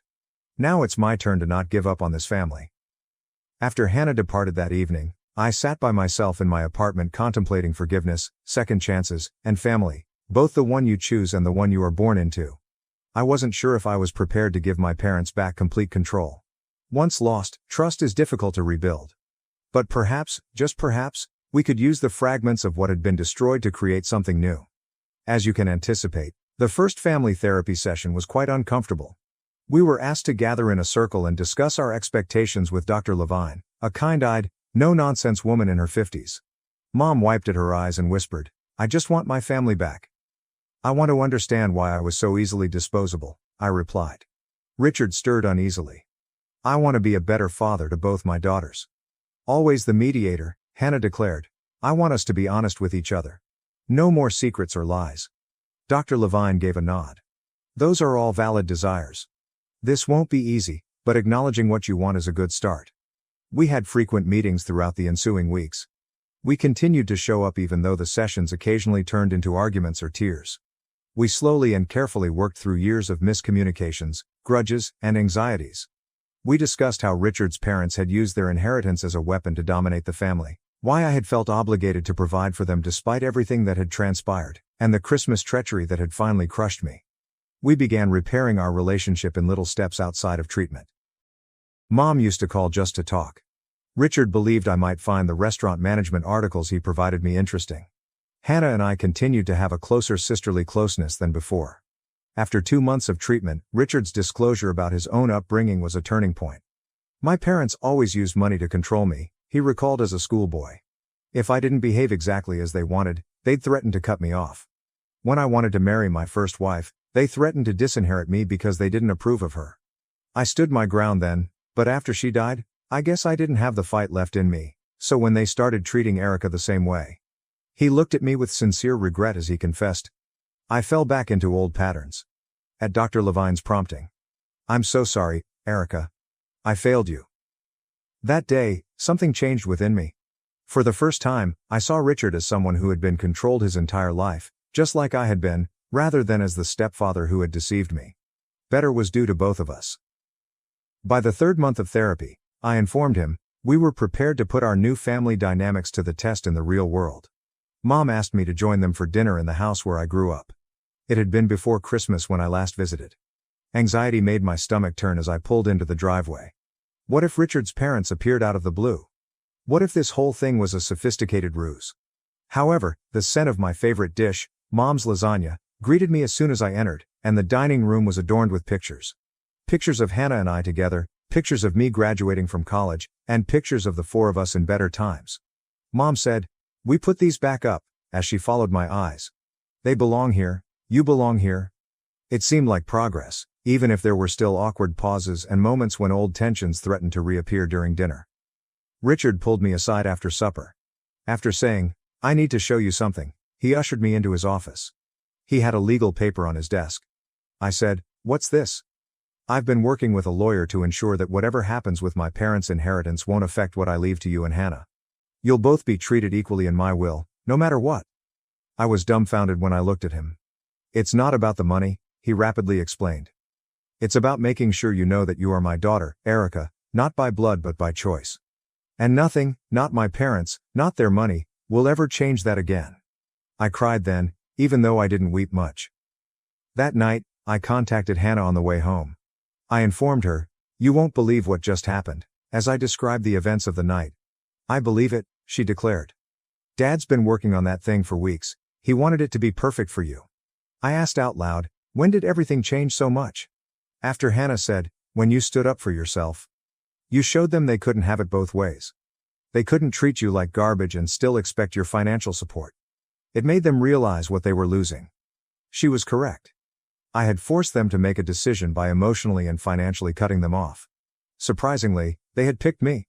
Dr. Levine requested us to discuss our progress at the following treatment session. I've learned that I can't control how others treat me, but I can control how I respond, I replied. I don't have to keep paying, literally or figuratively, for people to love me. I've learned that I married a strong woman, Richard stated, addressing his mother, who raised an even stronger daughter, and that standing up to my parents was long overdue. I've learned that family isn't just about blood or obligation, Mom said. It's a choice we make every day. Hannah grinned. I've learned that my sister is a badass who doesn't take crap from anyone anymore. That made us all laugh. We all gathered to dinner at a brand new restaurant that my employer had opened 6 months after Christmas that nearly killed our family. I came to the crucial realization that we were no longer the same family as previously as we sat around the table laughing and telling stories. The foundation of the family had been fear, duty, and unspoken grudges. It wasn't flawless. We still experienced horrible days. Even though Richard's parents had been relatively silent since our reunion, they were still a complex part of our lives. Sometimes old hurts come back. However, we were determined to resolve it together, and that was what made all the difference, I was starting to think. My brother stalked my girlfriend, but my family defended him. We were threatened, so we left, started over, and cut off all contact. As soon as my girlfriend Sophia, 25, walked in, Ethan began acting aggressively, making her incredibly uncomfortable with absolutely out-of-character conduct. He virtually pushed our mother aside just to be the first to hug Sophia, and he held her so tightly that she had to physically pull away. Throughout dinner, he kept finding excuses to touch her hand or shoulder, making odd inside jokes despite the fact that they'd only recently met, and actually pushing past me many times to sit next to her, until he crossed the line by trying to feed her with his fork while staring attentively. Sophia was obviously uneasy, but she stayed courteous because it was our first family gathering and she wanted to make a good impression. Ethan spent the entire evening reciting embarrassing anecdotes about my youth, twisting them to make me look like a miserable fool. He even told a completely false story about how he had to save my high school girlfriend from my claimed emotional abuse, which never occurred. Sophia knew these stories weren't genuine since I'd already told her about my adolescence, but my parents just nodded along as if Ethan was spouting biblical truth. After dinner, things worsened. Sophia offered to help clean up, hoping to be helpful. I was helping my father move some boxes in the garage when I remembered I hadn't seen Sophia in a while. I found her in the kitchen, with Ethan actually blocking her departure. He had trapped her at the sink and told her she deserved someone more exciting than his boring, unstable older brother. He was standing far too close, one hand on the counter next to her hip. Sophia ordered him to back off twice before I came inside. When she spotted me, she was relieved and came to stand next to me. Ethan just laughed dismissively, as if everything was one big joke, but Sophia was visibly shivering. My fiancée Sophia and I had been dating for 8 months, and everything was going great until Ethan started to wreck our lives with his compulsive behavior. I suppose I should explain our family dynamic so that this makes sense. Ethan and I were raised in a tiny Minnesota town by upper-middle-class parents. Our parents both work in real estate and make good money, but they've always prioritized appearances over genuine family relationships. Ethan was born when I was 3 years old, and he has always been the focal point of our parents' lives. He could do no wrong, but everything was always my fault. Growing up, Ethan exhibited some pretty alarming conduct, which my parents completely disregarded. When he was 6, he purposefully smashed my game console because I refused to let him play whenever he wanted. Instead of penalizing him, my parents got him his own and told me I needed to learn to share more effectively. At 12, he murdered my pet hamster by giving it chocolate, knowing it was deadly, but my parents stated it was a mistake and that I shouldn't have a pet if I couldn't properly care for it. In high school, he created allegations that I cheated on my then girlfriend, resulting in our split. My parents claimed he was merely protecting her. That tendency persisted into maturity. Ethan still lives at home with our parents, works at my father's real estate firm, and generally does whatever he wants. He has ruined every relationship I have tried to form. With my previous girlfriend, he convinced her family that I had a gambling problem, which was absolutely false. Before that, he told another woman that I had cheated on all of my ex-partners, which was also false. My parents would either justify his acts or accuse me of being overly dramatic. When I met Sophia, I resolved to do things differently. I kept our relationship absolutely quiet from my family for the first 3 months to protect her from Ethan's regular techniques. Sophia is truly the best thing that has happened to me. She is an intelligent and caring pediatric nurse at our local hospital. We met in the hospital cafe while I was visiting a coworker who had recently undergone surgery. She was on her lunch break, and we started talking about how bad the hospital coffee was. After a few more coffee discussions, we began dating, and everything seemed great. Sophia knows everything about my family history because I wanted her to be prepared. In fact, she was the one who pushed me to try to introduce her, claiming that things might be different now that we were all adults. One of my favorite things about her is that she constantly looks for the best in people. I eventually agreed to introduce Sophia to my family at a dinner party last month, and then everything started to fall apart. The main difficulty began several days after the dinner. Sophia began to receive weird phone calls and messages from numbers she did not know. At first, she responded with heavy breathing or immediate hang-ups. Then they started leaving more weird voicemails, labeling her stuck up and cold for turning down a better option. Some of the messages included exact data about her work schedule and what she wore that day, proving someone was watching her. Sophia didn't realize it at first, but a couple voices reminded me of Ethan's high school classmates. This gang of boys still goes out with him and basically follows his orders because his parents give him money to spend. When Sophia blocked those numbers, they simply began phoning from new ones. Then Ethan's pals began showing up at the hospital, appearing to be visitors but actually lingering around the pediatric wing, where Sophia works.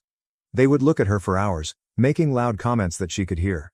Last week, one of them followed her to her car after she worked the night shift. She was so horrified that she contacted me crying from inside her car, afraid to drive home in case they were monitoring her. I had to come pick her up and drive her car back, while my friend followed us in his car to ensure we weren't being pursued. Sophia has begun experiencing panic attacks before her shifts, and her coworkers have realized something is plainly wrong. Yesterday, I finally got enough evidence to approach Ethan. I had voicemail recordings, messaging screenshots, and hospital security camera footage that showed his friend stalking Sophia. I visited our parents' house, where Ethan still resides, and showed him everything.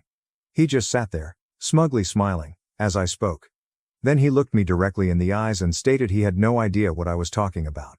But maybe if Sophia wasn't such a spoiled brat, no one would feel the need to teach her a lesson. Something inside of me snapped when he said that, and I hit him in the face. Ethan immediately began screaming as if I had tried to kill him, despite the fact that it was only a little nosebleed. Our parents rushed in, and of course, they lost it.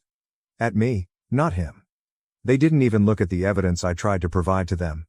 My mother became enraged over her poor baby boy being attacked, while my father yelled that I had always been jealous of Ethan and needed professional help for my anger issues. When I tried to explain the harassment, Mom said Sophia was probably flirting with Ethan at dinner and is now playing the victim because she was caught.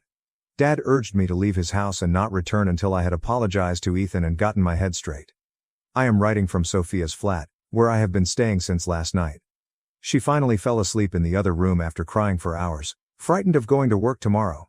Sophia's supervisor has been understanding thus far, but she is concerned that if the problem escalates, she may lose her job. She enjoys working with children in pediatrics and should not be forced to give it up because of my insane brother. I really don't know what to do anymore. Every time I think Ethan cannot go any lower, he proves me wrong. Our parents are absolutely encouraging his actions and have been gaslighting both me and Sophia about what is happening. The police will not take action unless there is more direct evidence linking Ethan to the harassment. Sophia is terrified, her job is in jeopardy, and my family treats us as if we are the problem. Has anyone ever dealt with something like this? How do I keep Sophia safe while dealing with such a toxic family? Should I do more to capture everything that happens? Any advice would be highly appreciated. I'm at my wit's end. Update 1. First and foremost, I'd like to thank everyone who responded to my first post. Reading all of your answers helped me realize how serious the problem is. Sophia and I attempted to follow a lot of the advice many of you gave about documenting everything and taking legal action. Unfortunately, things have become worse over the last 2 weeks, and I need to rant about it. We followed the instructions and went to the police. Sophia and I spent hours gathering proof, including screenshots of all the threatening messages, voicemail recordings, and hospital security footage that showed Ethan's buddies lurking. We also received written testimonies from 3 of Sophia's coworkers who witnessed the stalking conduct. The officer we initially spoke with was concerned, particularly regarding workplace harassment, but things quickly became difficult. It comes out that Ryan, Ethan's best buddy and one of the main perpetrators of the abuse, is the son of a local police sergeant. When we stated Ryan's name, the officer's tone completely altered. He began by stating that without concrete proof that Ethan was coordinating everything, there was little they could do. He further indicated that Sophia was misinterpreting friendly attention from people who were just hanging around the hospital for legitimate reasons. He even had the arrogance to wonder if Sophia had somehow piqued their interest. We wanted to speak with another officer, preferably a female, but they refused. Finally, they stated they'd send a warning to everybody we could identify from the tape, but that was all they could do in the absence of specific evidence of actual threats. It felt like an absolute waste of time. My parents' reaction was far worse than I anticipated. The day after we went to the police, Ethan arrived at their house with a black eye, claiming I had struck him again. I hadn't seen him since the night I hit him 2 weeks before, but my parents quickly believed him. My mother called, sobbing about how I'd lost control, and was trying to destroy Ethan's life. She said going to the police demonstrated I was purposefully attempting to damage his future over a stupid misunderstanding. Then my father called. He was infuriated. He threatened to cut me off financially, which would have been problematic if I still relied on them. Fortunately, I have a steady career in software development and my own apartment. He also threatened to fire me from the family real estate company, conveniently forgetting that I never worked there. That is Ethan's job. It truly demonstrates that they don't regard me as my own person, but rather as an accessory to Ethan's life. The true calamity occurred this past weekend.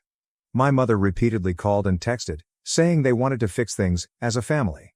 She assured that Ethan was sorry for everything and wanted to apologize to both me and Sophia.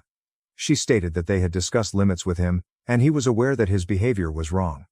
After discussing it with Sophia, we decided to give them the opportunity to make things right. That was an enormous error.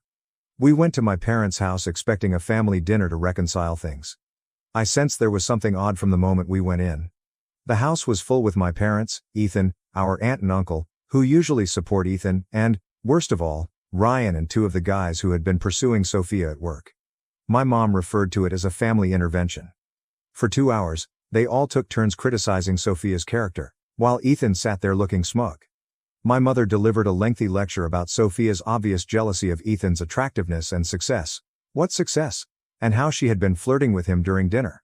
She claimed Sophia made up the harassment because she felt sorry about leading Ethan on, and was now attempting to cover her tracks. Sophia, according to my aunt, was probably used to having attention from males at work and mistook nice conduct for stalking out of guilt. Ethan played his job brilliantly, appearing sad and perplexed as to why Sophia would fabricate such nasty lies about him. He kept stating how happy he was to finally have a sister-in-law and how saddened he was that she was attempting to turn everyone against him. Ryan and his friends backed him up, claiming they had simply come to the hospital to see Ryan's ailing grandmother, who supposedly transfers between floors and apartments every day. The toughest thing was when they began questioning Sophia's mental stability. They mentioned that she sometimes works night shifts, which suggested that a lack of sleep was contributing to her paranoia. They discussed how stressful working with sick children must be, as if she was putting her professional stress into harmless interactions with Ethan and his pals. My mother even had the audacity to suggest a therapist who may help Sophia work through her tendency to create drama. Sophia originally attempted to defend herself by politely discussing the harassment and even giving them the messages and voicemails again. But they kept talking over her, dismissing her facts as misunderstandings or hinting that she had caused everything.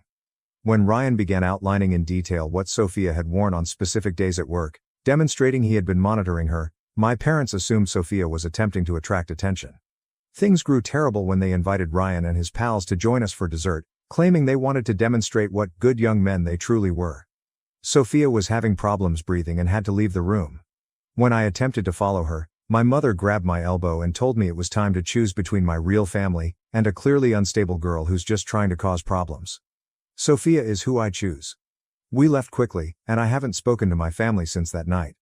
Ethan's buddies have escalated their harassment, spreading reports at Sophia's workplace that she is mentally unstable and has a history of false claims. Her supervisor summoned her to a meeting yesterday to raise worries about drama at work. While he appeared empathetic, he warned her that the disruptions were beginning to damage her job performance and that she considered transferring to a different department or hospital. We've engaged an attorney to help us obtain a restraining order, but the procedure is sluggish. Sophia has been looking for jobs at other hospitals, and one of her old co-workers has offered to help her find work at a hospital some 300 miles away. I hate that we're being forced to take such harsh actions, but I can't face watching Sophia live in constant worry and tension. She now sobs before every shift and has lost weight because she is too anxious to eat properly. I really don't know what to do anymore. Every attempt to approach this sensibly has failed. My family is absolutely insane, the cops are ineffective, and it appears that Ethan is winning. How can you fight back when people want to believe the worst about you, and the best about your abuser? Update 2. I wish I had better news, but everything fell apart following what happened at my cousin Chloe's wedding last weekend. I've been trying to comprehend everything for the last few days before posting this update. What was supposed to be a happy family celebration turned into a nightmare that left Ethan in handcuffs and our family irrevocably shattered. To begin, Chloe has always been the only member of the family, aside from my grandfather, who recognized Ethan's deception. When we were youngsters, Mom caught Ethan abusing her cat and informed everyone, but my parents convinced us she was lying for attention. She never forgot, and she has been completely supportive of me throughout Sophia's condition. She even drafted a thorough statement for our attorney explaining Ethan's troubling background. When Chloe sent her wedding invites, Sophia and I were hesitant to go. But Chloe called us directly and said she only invited Ethan because her parents insisted, and she had hired extra security just to keep an eye on him. She also sat us at a table with her husband's family, far from my parents and Ethan. We assumed that with all of the witnesses and security present, Ethan wouldn't do something stupid. We were mistaken. The ceremony went well, owing in large part to Ethan's duties as a groomsman. Noah, Chloe's husband, is our cousin on the other side of the family and was unaware of any of the drama. Everything appeared to be in order at first glance. Ethan sat at the family table with our parents, while we were across the room with Chloe's in-laws. Sophia began to relax and enjoy herself for the first time in weeks. Sophia used the restroom around 9 p.m. She had been gone for approximately 10 minutes when I saw Ethan wasn't at his table anymore. Something seemed strange, so I went to check on her. Sophia screamed as I was about to enter the restroom. I began running when Noah and his brother turned the bend in front of me. They discovered Ethan pushing Sophia against the hallway wall outside the lavatory, attempting to force himself on her while she struggled. He had one hand over her mouth and the other forcefully grabbing her arm, leaving bruises. Just as I arrived, Noah and his brother had dragged Ethan off of her. Sophia shook and cried. Her dress was torn at the shoulder, and there were already visible bruises on her arm. Ethan was clearly intoxicated and began ranting that Sophia had been teasing him all night, she had literally not gone near him, and that she had followed him into the hallway. She arrived first. Noah's brother, a police officer from another city, quickly called the local police, and Noah assisted Sophia into a private room where Chloe and her mother attempted to calm her down. This is where things went even worse, if that's possible. When the cops arrived, my parents attempted to stop them from detaining Ethan. My mother cried that it was all a misunderstanding, that Sophia had plainly misled Ethan, and that they shouldn't ruin his life for one minor drunken mistake. My father physically attempted to stop the officers from handcuffing Ethan, urging that they treat this as a family matter. Ethan went between crying about how Sophia seduced him and threatening everyone, claiming that none of us understood what he was capable of. He appeared absolutely unhinged. As they eventually got him into the police car, he started yelling that Sophia was a whore who had been asking for it since the day they met. Some guests captured the entire event on their phones. The aftermath was catastrophic. My parents got into a frenzy, phoning everyone in the family to provide their account of the events. They claimed Sophia took Ethan into a quiet spot, came onto him, and shouted assault when he rebuffed her. They claimed she planned the entire incident to exact revenge on Ethan for revealing her lies about the harassment. They even claimed that Noah and his brother hit Ethan before the cops arrived, which they did not, and that Sophia hurt herself. The one bright spot is that the wedding video shows Ethan following Sophia into the restroom hallway. With her bruises, many witnesses, and video proof of Ethan's breakdown during the arrest, our lawyer believes we have a solid case. Several relatives who attended the wedding have come forward to testify about Ethan's actions throughout the night, including inappropriate remarks he made about Sophia and how he pursued her during the reception. My parents have threatened to disown me unless Sophia drops the claims. They've been phoning and messaging nonstop, alternately apologizing for tearing the family apart, and threatening to cut me out of the inheritance. They even showed up at my apartment yesterday, generating a disturbance that prompted my neighbors to contact the police. My mother screamed over how I was putting her sweet boy in jail, while my father swore to make sure I never worked in this state again.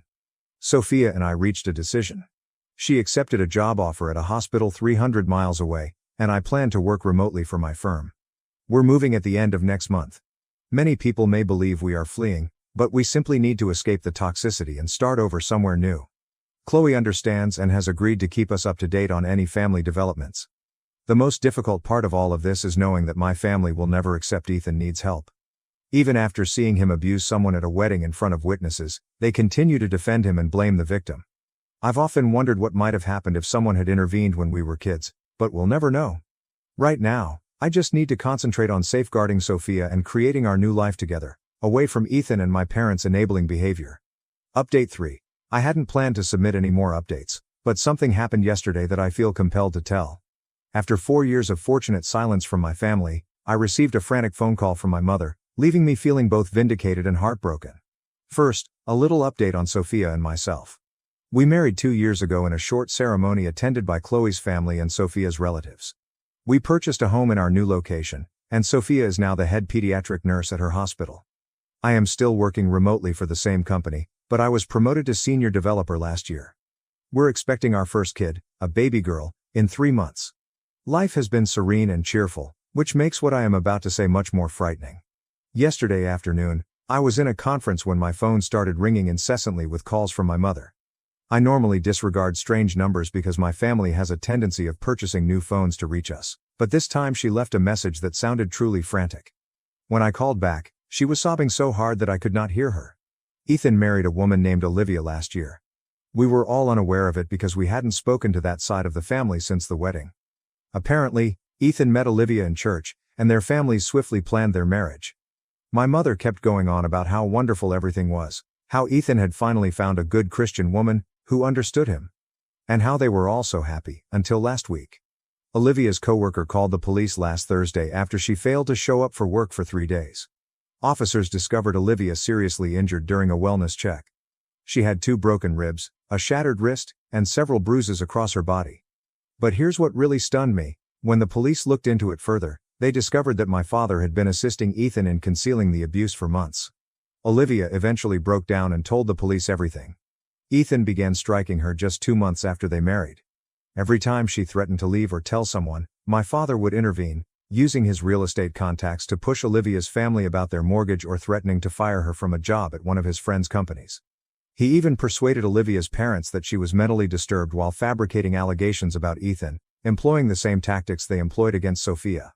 The final event occurred when Olivia was promoted at work, which would have provided her financial independence. Ethan lost control and thrashed her so brutally that she couldn't enter. When she called my father for assistance, he advised her to ice it and remember her wedding vows. That's when her co-worker stepped in and called the police. Ethan and my father were both arrested, one for domestic abuse and the other for witness intimidation and conspiracy. My mother urged me to return and help fix things. She kept stating, the family needs to stick together during a crisis, that Ethan and Dad needed my help, and that Olivia was obviously exaggerating everything, just like Sophia did. I lost it. I informed her how I felt about her enabling Ethan's actions throughout his childhood. I reminded her of what they did to Sophia, and how they decided to support Ethan despite witnessing him assault her at Chloe's wedding. I questioned whether she had ever considered that if they had helped Ethan when he was younger or held him accountable for his behavior, Olivia might not be in the hospital right now. My mother burst into tears, admitting that they should have acted sooner. She acknowledged that she and Dad had always known Ethan had problems, but they believed they were protecting him by keeping everything hidden. Too little, too late. I hung up and blocked her new number. Chloe called me later to confirm some information she'd received from extended family. Olivia's parents are distraught and regret not believing her sooner. They totally support her in bringing accusations against both Ethan and my father. Police are also looking into potential additional victims, since numerous of Ethan's ex-girlfriends have come forward with similar allegations of abuse and stalking. Sophia proposed that we contact Olivia through Chloe and offer her assistance if she requires it, which we will most likely do. Sophia mentioned how fortunate she was to have assistance when coping with Ethan, and Olivia may need someone who understands what she's going through. Some may believe I'm being cold toward my parents, but I've learned that encouraging toxic behavior simply creates more victims. My family had numerous opportunities to change, but they decided not to. Now they can deal with the consequences of their decisions without my assistance. My goal now is to defend my own family, my wife, our unborn daughter, and the quiet life we've created away from their toxicity. Update 4. Many people have messaged me asking for updates on the situation with Ethan, my father, and Olivia, so this is what has happened in the last 6 months. First, some wonderful news from our end. 3 months ago, Sophia and I welcomed our daughter Isla. She's completely healthy and stunningly lovely. Parenthood has been incredible, and it has only confirmed that breaking connections with my problematic family was the correct decision. Chloe and her husband came to see Isla last month, and seeing them with her only confirmed what true family love is like. Now for an update on Ethan's and my father's cases. Chloe has been keeping us updated because she still maintains contact with some distant relatives. Ethan agreed to a plea deal last month. He will serve an 8-year jail sentence for serious domestic abuse, with the possibility of parole after 5 years. My father's case is still ongoing, although his attorney is apparently attempting to work out a settlement. His real estate license has been suspended pending an inquiry, and most of his business partners have parted ways with him. My mother's progress is the most startling. After our previous phone chat, she began therapy. According to Chloe, she has moved out of the family home and filed for divorce from my father last week. She sent me a 12-page letter apologizing for everything, enabling Ethan his entire life, failing to protect me as a child, and, most importantly, how they treated Sophia. She revealed that she and my father had essentially produced the monster Ethan by never holding him accountable. I have not responded to your mail. Part of me respects that she is finally confronting the truth, but it is too little, too late. Where was this understanding when Ethan was torturing animals as a kid? Or while he was stalking Sophia? Or when they witnessed him assaulting her during Chloe's wedding? Sophia and I are still talking about allowing her to have supervised contact with Isla, but that will be years away, if it ever happens. Olivia came out to us via Chloe. She is doing better. She lives with her sister in another state and is having extensive therapy. She has filed for divorce and is completely cooperating with prosecutors. According to Chloe, numerous other women have come forward with claims that Ethan mistreated them in the past, including 2 from his church. The police are looking into those situations as well. Olivia's parents have been wonderfully supportive once the truth was revealed. They publicly apologized to her for not believing her sooner and severed all connections with my parents. They're even collaborating with domestic violence organizations to help other families identify indicators of abuse and manipulation. Our extended family is fundamentally divided into two factions. The majority of our younger cousins and relatives have supported us and Olivia, while the older generation continues to make excuses for Ethan and my dad. Chloe's mother, my aunt, has formed a family therapy group for relatives who want to understand how things got so bad and how to make things better for future generations. Sophia and I are focused on our kid and our lives here. Sophia went back to work part-time last week and was promoted to director of pediatric nursing. I'm still working remotely, but I'm considering starting my own software consulting firm. We've created a fantastic community here, complete with amazing friends and chosen family. Sometimes I consider contacting my mother or responding to her letter, but then I look at Isla and think about how my parents would expect me to let Ethan near her if we were still in contact, claiming he deserves another chance. That thought alone reminds me that we made the right decision by staying away. The pattern of cruelty and enabling in my family ends with me. Isla will grow up in an environment that values healthy relationships and respects limits. Cutting off toxic family members is sometimes the best thing you can do for your child, no matter how painful it is. My husband left me in an Italian town after a fight, thinking I'd come back. But I didn't. Now he's the one trying to find me. Let's see how she gets back, Ethan jokes, slamming the car door in the evening air. Our rental car's taillights faded as they disappeared around the tight Italian street, leaving just dust and my husband's friends' laughter. I stood paralyzed, mouth wide mid-sentence. Our disagreement outside the modest cafe was rendered irrelevant by his unimaginable deed.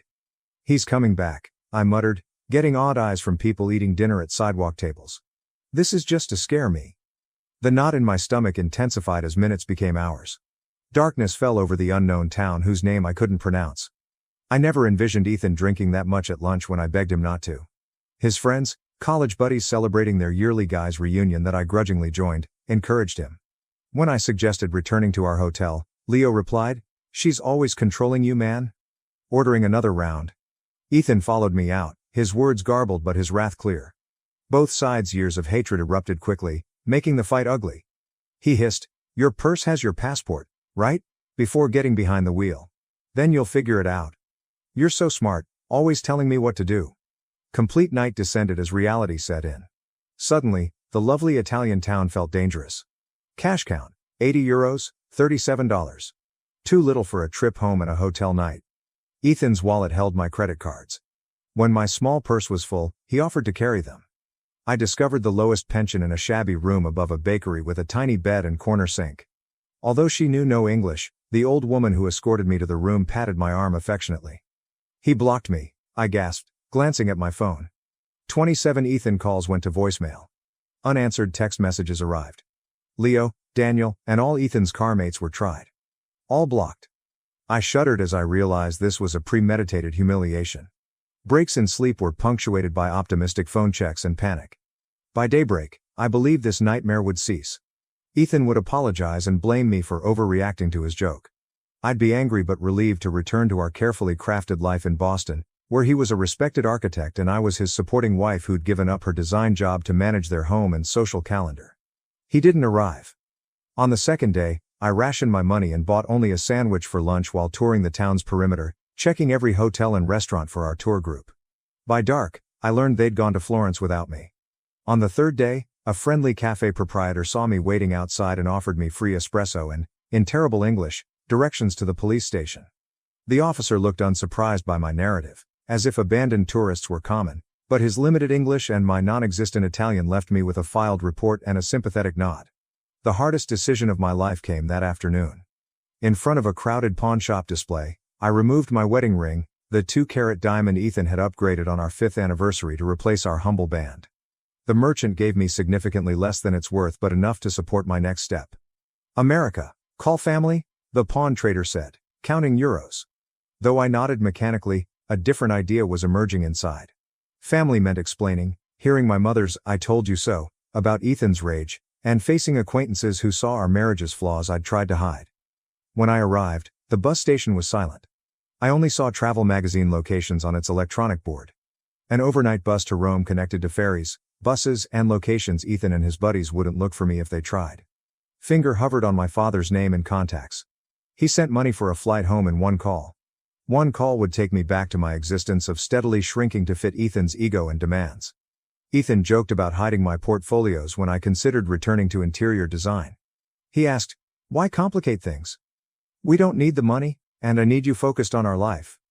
I chuckled at it then, but sitting in that dingy station, I viewed it as another fence in his pen surrounding me. "Where you go?" inquired the ticket agent, an older woman with sympathetic eyes who'd been watching me stare at the departure board for 20 minutes. "Greece," I said, realizing my choice. "The furthest coastal village you can get me to." 14 hours later, I fell off the last bus, stiff from uncomfortable seats and strain. A place whose name I couldn't pronounce has whitewashed homes and the fragrance of salt air and olive groves. My phone battery died between nations. My stomach was empty with hunger, and the weight of what I'd done, or been done to me, weighed on my shoulders. Exhaustion blurred my vision as I headed toward the town center. 3 days of emotional whiplash had left me raw, alternating between rage at Ethan, anxiety of my uncertain future, and a strange, unexpected glimmer of deadly release. I could spend 2 nights in the cheapest room with my leftover euros. After that, I had no goal, friends, or local language words beyond please and thank you. But as I watched the sunset turn the Aegean waves gold and pink, I felt tranquil for the first time in years. Ethan wanted to teach me reliance. Instead, he accidentally freed me. As I left the settlement, the Greek sun burnt my feet in sightseeing sandals. Dehydration, hunger, and mental weariness made my world spin after my water bottle ran out hours earlier. Silver-green trees bordered the dusty route, their leaves gleaming like coins in the wind. I faintly saw olive orchards before my knees crumbled. I scarcely felt the ground collide with my face. A peculiar peace swept over me as darkness edged my vision. Maybe it was fitting. Abandoned by my husband in one country, collapsed alone in another. I closed my eyes, exhausted since Ethan left. "Fosmu, Koritsimu? My light, my girl?" She spoke through my haze, followed by aged hands rolling me over. An aged face with deep creases and warm, concerned eyes came into focus. She quickly spoke Greek, caressing my cheeks and offering a canteen. Water revived me enough to sit up, but my head still spun furiously. She called herself Daphne, repeating it while pointing. She gestured Claire. I attempted it. Daphne lifted me up, her petite figure surprisingly strong. She pointed to an olive tree-lined stone home and indicated walking. She led me carefully up the slope, and I nodded, powerless. I entered the farmhouse kitchen to the smell of herbs on wooden beams and something tasty on an ancient stove. Daphne placed me at a shabby wooden table before calling for help. A man's voice responded, and an elderly man with a sunburned face and silver mustache stepped in the doorway cleaning his hands. "Daphne?" Yanis pointed to his wife. He tentatively nodded at me, his eyes inquiring yet friendly. Daphne gave me a drink of chilled water and a bowl of basic soup. As the perfume reached my nose, my stomach growled, making Daphne smile. The evening was a mess of miscommunication. I used minimal words, hand gestures, and tears to describe my circumstance. Daphne nodded like she understood, but I knew she couldn't. Yanis was quiet but attentive, asking Daphne gesture-based questions. I took their spare room, a basic room with whitewashed walls and a tiny bed covered in a handmade quilt. I fell asleep, too fatigued to protest. Crowing roosters and fresh bread greeted morning. The foot of my bed had a basic cotton dress and cardigan that seemed decades old but just laundered. They were loose on me but a wonderful change from my trip suit. Daphne smiled at me and served strong coffee and delicious bread with olive oil and honey in the kitchen. I felt embarrassed after dawn cleared my head. I was fed and clothed by these strangers without inquiry. I needed to explain, pay, and move on. I expressed my thankfulness and want to return to the community using bad English and my phone's translation software, charged by Yanis adapter. Daphne's face dropped quickly. She vigorously shook her head, pointing outside to the rain on the windows and then to my still blistered feet. "Stay," she said, using one of her few English words. "Rest." I tried to depart several times over the next 3 days but was gently resisted. Daphne stopped me at the door with my purse and shoes, her sorrowful expression making me feel guilty. She held my hand and opened a little wooden box on the mantel to expose photos. Her fingers trembled as she pointed to a young woman with Daphne's eyes and Yanis' smile. "Irini," she whispered, pointing far away. "Australia." She cradled and held her hand at waist height, indicating a child, shedding tears. "Grandbaby," she said in English, pointing to a recent baby photo. "No, see?" Then I understood. Daphne saw me as a replacement for her daughter. My heart broke for her loss, not manipulation. I nodded slowly and put my purse on the door hook. As I adjusted to their agricultural life, new rituals emerged daily. Daphne taught me how to pick chicken eggs without scaring them and hang laundry so the mountain air would catch it. Yanis patiently taught me to recognize vegetable garden weeds after I accidentally pulled out a herb. The labor was physical, unlike my meticulously groomed life in Boston, yet rewarding in ways I'd forgotten existed. My body objected at first, used to designer gyms and measured workouts. My hands got calluses and muscles I didn't realize ached each night. Each day, my pain subsided and my strength increased. Most crucially, farm chores and language lessons replaced my ongoing mental cycle of abandonment. Sitting on the modest porch while Daphne stitched and Yanis smoked his pipe at night, I found serenity. My betrayal still hurt, but here, among ancient olive trees and rural life, it felt like an unexpected chapter. Daphne sat with me shelling garden peas 2 weeks following my arrival. After thoughtfully studying my face, she asked slowly in her improving English, "Home? You want to go home?" She gestured like a plane and pointed at America. I was surprised by the question. Home. Our stylish Boston brownstone with designer furniture and matching decor came to mind. It also highlighted Ethan's controlling behavior, his helpful management of our finances that left me without independence, his subtle discouragement of my friendships, and his dismissal of my job goals. I cried as I spoke in a language Daphne couldn't comprehend but felt feelings that crossed the linguistic barrier. I told her about Ethan's betrayal, years of gently giving up parts of myself to make peace, and being abandoned like baggage in a distant country. As I spoke, Daphne's aged hand covered mine. She pointed to her heart, then the farm, then me once I finished. It was clear, I could stay if I wished. Work, I responded gently, imitating Yanis's olive tree care. I stay. I work.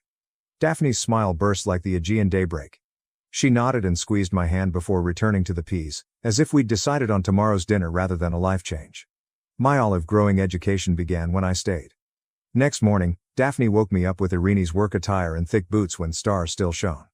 I followed her and Yanis to the grove, where the first light of dawn barely revealed the ancient trees, half asleep. "Elias," Daphne replied, pointing to the fruit-laden branches. She delicately raked the branches with wooden rakes to release the olives onto nets below. My first attempt rained branches, leaves, and a few olives, prompting Yanis' meticulous correction. My city-soft hands had blisters by mid-morning, the sun shining overhead, and my shoulders burning from exertion. "Boston lady hands," Daphne mocked, scrutinizing my palms at lunch. She returned with a herbal, beeswax-scented salve from the house. The cooling relief was immediate as she put it on my raw flesh. "Tomorrow, better," she said. To her surprise, she was right. I improved my technique, strength, and hands every day. Within weeks, I could work with them for hours without complaining, proud of the fruit piles. Sorting was harder than harvesting. We carefully selected the olives by quality at a large table under a pergola, perfect for premium oil, slightly blemished for second grade, damaged for soap production. Daphne initially watched me closely and gently corrected my blunders. Her corrections decreased as my eye learned minor differences. "You learn fast," Yanis said one evening, improving his terrible English and my basic Greek. He gave me his highest compliment, and I felt warm. I learned beyond the groves in Daphne's kitchen, which originally intimidated me with its lack of modern amenities. My Boston cooking skills included following fancy magazine recipes for dinner gatherings that delighted Ethan's coworkers. Daphne's cuisine was based on years of experience and observation, not measuring cups or temps. "Watch," she'd say, kneading bread dough with practice. I tried to emulate her moves but failed miserably. My first outside stone oven loaves were deformed, underbaked, or burned. Daphne advised me to practice, breaking up my worst attempts to taste them. All learning is waste. I found her acceptance of imperfection revolutionary. In my past, mistakes were hidden, not stepping stones to mastery. The simplicity of their meals showed how processed my American diet was. Everything came from their land or surrounding farms. Sun-warmed veggies, morning eggs, and cheese from the goats down the road. The flavors were fresh and needed only olive oil, lemon, and Daphne's garden herbs. This diet and work altered my body. As lean muscle replaced fat, my luxury clothes loosened. Olive oil soap and sweat brightened my skin, once preserved by pricey creams. A stranger peered back at me in the small mirror over the bathroom sink. Tanner, stronger, and somehow more substantial despite weighing less. Daphne and I communicated beyond labor and food as my Greek vocabulary grew. Her black and white village childhood photos were displayed in her picture albums during evening breaks. I was surprised to learn she taught before joining her family's olive business after marriage. Imitating keyboard typing, she asked, "You?" She saw images of my interior design projects from before marriage on my phone, a career Ethan had disregarded as a hobby. Daphne pointed out her favorites and made admiring sounds as she studied them. She said, "Beautiful thinking," patting her temple. Her affirmation of my creative labor brought tears to my eyes, simple appreciation that Ethan had steadily withheld throughout our marriage. Daphne taught me to knit one rainy afternoon, patiently letting me drop stitches and make uneven rows. My first project was a lumpy, uneven scarf I fashioned by hand. I was more proud of it than the luxury cashmere Ethan gave me for Christmas. Next came a clay mug Yanis helped me make and a woven basket a neighbor taught me. Each thing had hours of study and connection, stories no luxury could. As I became less materialistic, my collection grew. Daphne and Yanis approached me one morning after 3 months of without pay except accommodation and board. They showed me the small amount of olive oil they crushed and packaged from our harvest in a small building. "Market day," Daphne said, pointing to the calendar. "You come." Locals and tourists explored the village market, where farmers and artists sold their items. Daphne and Yanis placed golden green oil, olive soap, and preserved olives on their plain table. They surprised me by placing me at the front of the table to talk to customers. My terrible Greek and their limited English caused confusion and hilarity, but sales increased throughout the day. Daphne gave me a euro envelope after the market closed. "Just, your part," she said. "Fair work, fair pay." I looked at the small amount, maybe enough for one supper at Ethan and my favorite places. This money symbolized independence acquired via hard work, which I hadn't enjoyed in years. No attachments, no hidden gratitude or compliance expectations, just fair pay for honest effort. I kept the envelope beneath my pillow that night, touching it occasionally to establish its authenticity. Ethan took charge of our finances, to simplify things, leaving me with credit cards tied to accounts he oversaw during our decade of marriage. This modest stack of euros was the first step toward reconstructing my life. As I fell asleep, I realized I hadn't thought about Ethan during market day, preoccupied with Greek transaction terms and product pride. Olive trees, cookery courses, and the rising confidence that I was capable of more than he had ever allowed me to believe had replaced him in my thoughts. Daphne and Yanis asked me to dine at the village square taverna the next week, my first since arriving. A borrowed blouse from Daphne made me uneasy as we entered the busy business. Michalis, the owner, enthusiastically hugged the couple before looking at me. "Our American," Daphne proudly remarked in Greek, a term I know refers to me, Claire. Michalis grinned and took us to their usual table. Yanis cleared his throat and spoke carefully English over grilled seafood and village wine. "Claire, we want talk business with you." He surprised me with his seriousness. Had I erred? Was I ready to move on? Daphne patted my hand across the table and continued where her husband left off. "We old now? 68, 70 years?" she said to Yanis. "No children here. Irini not coming back." Yanis nodded solemnly. "We think retire soon. 2, 3 years? But olive trees," he gestured. 200 years old. Need young hands." Understanding made me gasp. Daphne smiled with crinkled eyes. "You learn fast, work hard, we teach everything." She spread her hands in offering. "Business yours." The idea shocked me. They scarcely knew me, a foreigner who came into their life months before. They offered a future I couldn't foresee. "But I don't know enough," I mumbled. "The trees, the pressing, the business side." "You learn." Yanis insisted. "We teach. No rush." My real apprenticeship began that night. Not only an extra pair of hands, I inherited generations of knowledge. Each morning, Yanis showed me how soil variances affected taste profiles, how to spot disease early, and when to harvest each region for best oil quality. Daphne taught me their business records, which included handwritten ledgers and basic computer spreadsheets their grandson had set up during a holiday visit years earlier. She tracked income and expenses in a useful but archaic way. I spent hours improving their systems to simplify inventory and sales monitoring. "Look," I showed Daphne one night how to filter the spreadsheet to reveal which oil sold best at which marketplaces. Her eyes expanded as numbers revealed patterns. "Smart," she nodded. "Boston lady brain good for business." With their permission, I made minor marketing changes. I learned about flavor profiles and meal pairings from Daphne's many culinary classes and updated our hand-labeled bottles. I answered tourists' questions at our market stand with a simple pamphlet on their traditional practices. I made connections outside Daphne and Yanis' circle as my Greek improved. The pharmacist who prescribed Daphne's blood pressure medicine stopped by our market booth for non-business chats. The baker's wife invited me to her monthly coffee with village women, a daunting yet valuable immersion in local language and customs. When the taverna started serving our premium oil and placing small cards with our new labels on each table, Michalis became an unexpected ally. Good for you. Good for me. He winked when I thanked him. 2 nearby eateries contacted us about providing after hearing about us.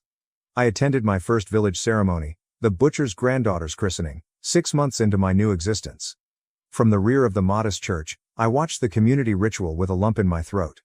The elderly priest recognized me and greeted me afterward, stopping his Athens seminary English. "You bring new life to Old Grove," he murmured, his rheumy eyes gleaming. "Good for village. Young people leave for Athens, for America. Village needs new blood." His acceptance seemed to eliminate the last obstacle. After that, name day celebrations, beach parties, and village committee meetings concerning the summer festival were more frequent. Each incident added to my web of connections. Zoe, the weaver next to our weekly market stall, became a friend. Young widow, she had a sharp wit and pragmatic approach like my college friend. Our chats in my increasing Greek and her superb English covered business plans, village gossip, and personal observations. You never speak of America," she said quietly as we packed away our unsold products. "Family there? Friends?" Question stung me abruptly. I'd forgotten my former life since I was so concentrated on my new one. My parents died years ago. A few friends, but... I paused, recognizing Ethan had steadily removed me from my support network by continuously finding reasons why my college pals were difficult or work colleagues used me. Zoe nodded knowingly. "The husband who left you in Italy? You never say his name." "Ethan," I began, the word strange after months of stillness. "His name is Ethan." Her honesty was refreshing after months of Daphne and Yannis' subtle evasion. "I don't know," I said. "I haven't checked." My phone, I waved unclearly. I had turned it on sometimes to shoot shots but had abandoned my American email and social networks, afraid of what may be there. Zoe arched her eyebrow. "Perhaps time to look. Not for him. For you. To close the door properly." I remembered her words. After helping Daphne cook dinner, I charged my ancient phone and connected to the farmhouse's basic Wi-Fi in my room. I signed into my neglected email account with shaky fingers. The screen showed hundreds of unread messages. Several former pals sent me messages ranging from casual check-ins to serious queries. I felt shame as I withdrew from their lives without explanation, just as I had from Ethan's. I noticed a post from my former design mentor. Job opportunity, followed by urgent follow-ups. Opening it revealed she recommended me for a remote consulting employment with a sustainable building materials company. The final email, 2 weeks ago, said the post was still open if I was interested. Ethan Davis email with the subject line, "I know where you are." Froze my fingers before I could examine this unexpected bridge to my former existence. It arrived hours earlier, according to the timestamp. I opened it, heart racing. "Claire, it's taken months and a private investigator, but I finally tracked you to that backwater in Greece. This has gone on long enough. I'm coming to bring you home and end this ridiculous tantrum. My flight lands in Athens on Thursday. Be ready." 3 days from now? The room whirled as panic and wrath crashed in my chest. How dare he? After months without speaking, he expected to find me like lost luggage. As I stumbled downstairs, I held my phone. Daphne looked up from the account ledger on the kitchen table, her smile dimming as she saw my reaction. "Bad news from America," she whispered. "Ethan," I did. "He's coming here. Thursday." Daphne narrowed her gaze. She slipped an envelope across the table toward me from under the ledger. Good timing then? Was waiting for right moment. Greek-English legal documents carrying my name and Daphne and Yannis were inside. "Partnership agreement," Daphne said. "1/3 business yours now, not future now." I stared at the document, tears in my eyes, recognizing its meaning. Genuine collaboration, not simply job or apprenticeship. Room to stay, basis to build on. Not charity, but honor. "You choose what happens Thursday," Daphne replied firmly, striking the papers. "You have home here, business here, friends here." She pointed at my phone. "That man, he no longer decides." Her words enveloped me in assurance. I felt anchored for the first time since being abandoned in that Italian town. Ethan arrived to find a drastically different woman than the one he left. The ensuing days were a whirlwind of preparation, not Ethan's style. No bags or tears, only emotional fortification. Sophia, the village's only lawyer, helped me write Greek and English divorce documents. I tentatively accepted remote consultation from my former design mentor. I even emailed friends I left behind, explaining briefly without regrets. On Thursday, The Greek summer sky was clear and bright. Yanis and I were evaluating olive oil samples in the processing shed when a rental car engine started up in the afternoon. Daphne stood at the threshold, worried yet determined. "He is here," she said. Heart racing, I wiped my hands on my work apron and left. Ethan stood outside a silver automobile with fashionable sunglasses on his nicely coiffed hair, disliking the rustic cottage. I knew his casual but costly travel suit from previous business trips. Tailored chinos and a button-down that probably cost more than a week's olive oil profit. He initially ignored me, allowing me precious seconds to calm down. The ancient olive trees and aged stone buildings of my birthplace made this man who had once been my world seem smaller. "Ethan," I called, calmly to my surprise. His bewilderment when he turned was nearly funny. He looked from my work boots to my sun-browned arms, then at my scrunchy-tied hair. I watched his face struggle with recognition and incredulity. "My God, Claire, what happened to you?" The familiar, critical tone that formerly would have sent me racing to rectify whatever he found missing now flowed over me like a wave. "Life happened," I said, approaching him slowly. "What are you doing here, Ethan?" His charm slipped into place as he removed his sunglasses and extended his arms. "I've come to take you home, of course. This has gone on long enough, don't you think, whatever point you were trying to make?" "This isn't about making a point," I said, halting far away. "This is about making a life." His smile sank. I heard Daphne and Yanis leaving the home quietly behind me. While they couldn't understand us, they hid in plain sight, ready to act. Ethan hardened as he saw them. "Are these the people you've been staying with? Have they been holding you here? Because if so..." I interrupted. "They've been teaching me. About olive farming, about community, about kindness without conditions." I pointed to the woods. "I'm part owner now. I have a business here." He looked incredulous, then condescending, as I knew. "A business, Claire? Be serious. You're a designer, not a farmer. This is what, some eat, pray, love phase after our fight?" "I admit I shouldn't have left you in Italy.